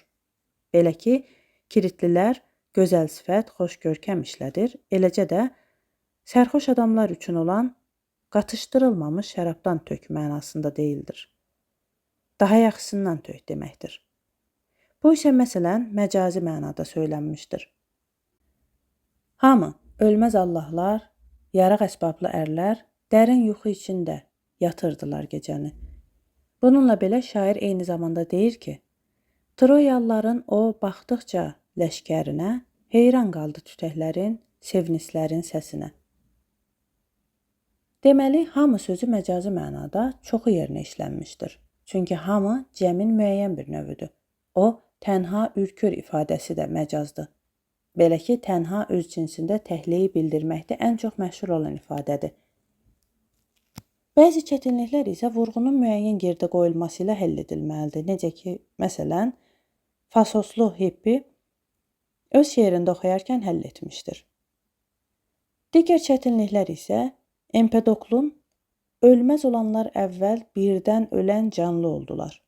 Əvvəl təmiz, xalis olanlar qarışdı. Sözlərindəki kimi durğu işarələrinin yerini dəyişmək yolu ilə həll edilə bilər. Digər çətin görünən cəhətlərə gəlincə, məsələn, müəyyən sözlərin ikibaşlı mənada işlənməsinə əsasən məsələnin həllinə nail olmaq olar. Digər çətinliklər sözlərin işlədilməsi xüsusiyyətlərinə görə həll olunur. Məsələn, şərbəti də şərab adlandırdıqlarına görədir ki, şair də deyir ki, qənimət sevsə şərab tökür.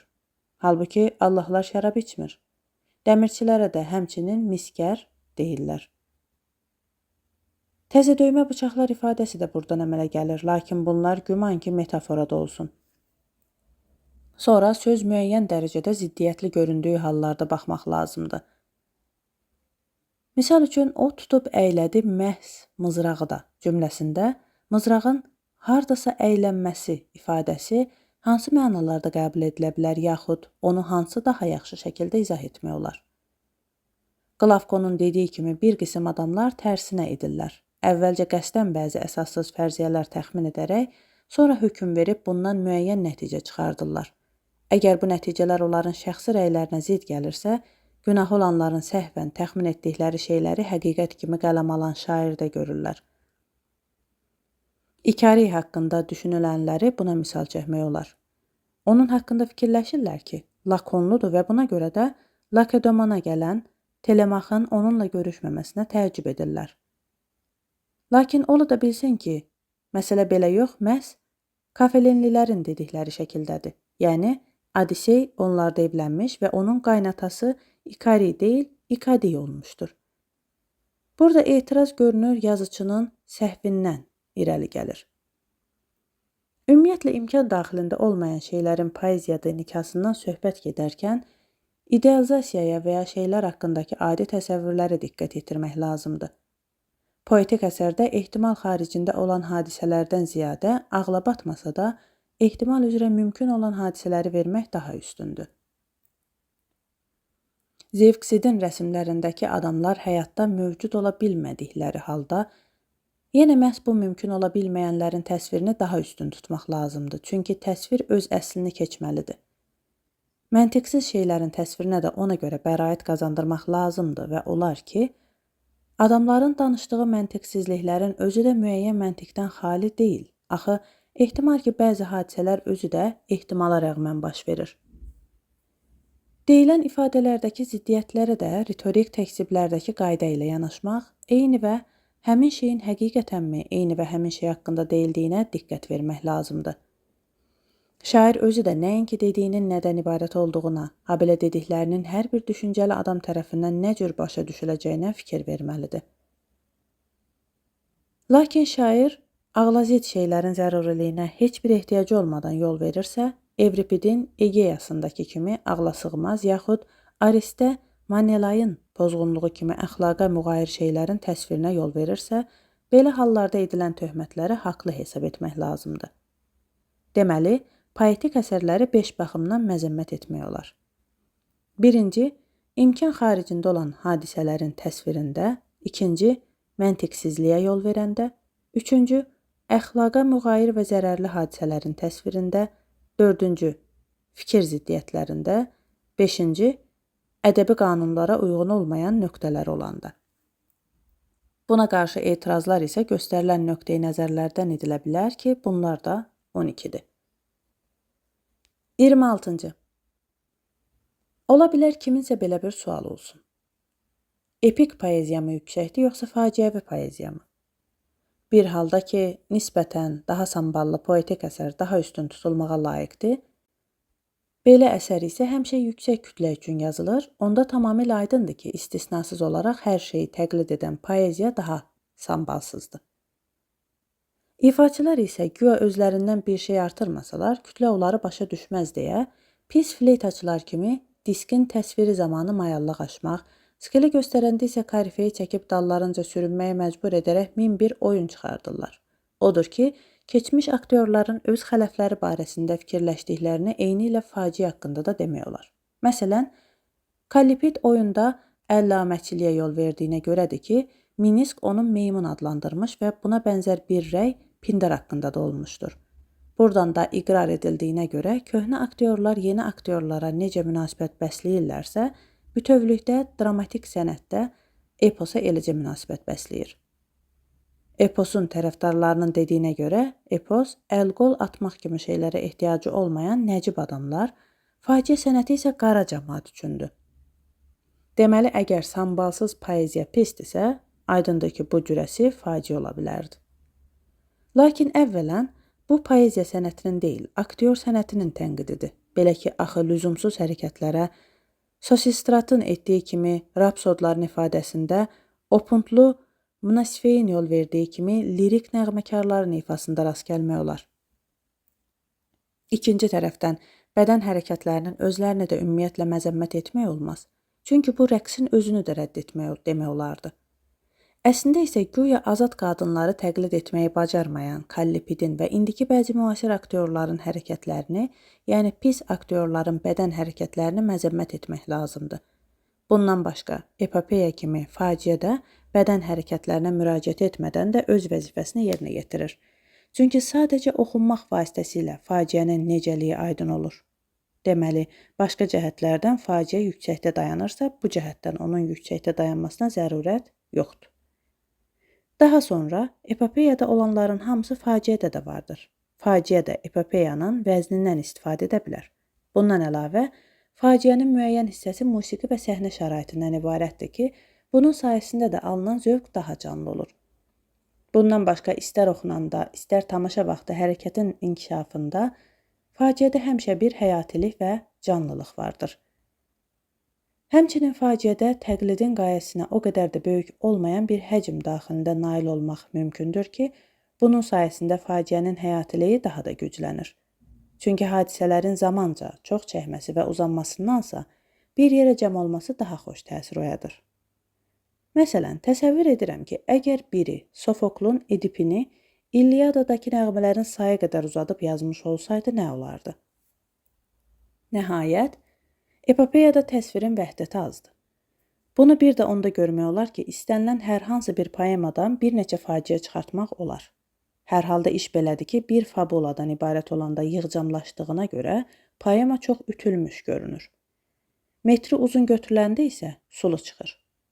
Yox, əgər poema İlyada və Odiseya kimi bir neçə hərəkətin təsviri əsasında tərtib edilmiş olsa, belə poema öz-özlüyündə kifayət həcmə malik bir çox hissələrdən ibarət olur. Lakin belə poemalar mümkün dərəcədə o qədər gözəl qurulur ki, vahid bir hərəkəti əla təcəssüm etdirir. Beləliklə, əgər faciə bütün deyilənlərlə yanaşı öz sənətinin xüsusi təsiri ilə fərqlənirsə, belə ki, axı faciədən və poemadan hər cür deyil, yalnız yuxarıda deyilən zövqü vermək tələb olunur, onda aydındır ki, faciə öz məqsəd və qayəsinə epopeyadan daha yaxşı nail olmaqda yüksəkdə durur. Faciə və epopeya, onların növləri, hissələri, miqdarı və fərqləri, onların müvəffəqiyyətinin və müvəffəqiyyətsizliyinin səbəbləri, onlara tutulan iradlar, məzəmmətlər və bunlara qarşı etirazlar haqqında bütün bu deyilənlər kifayətdir.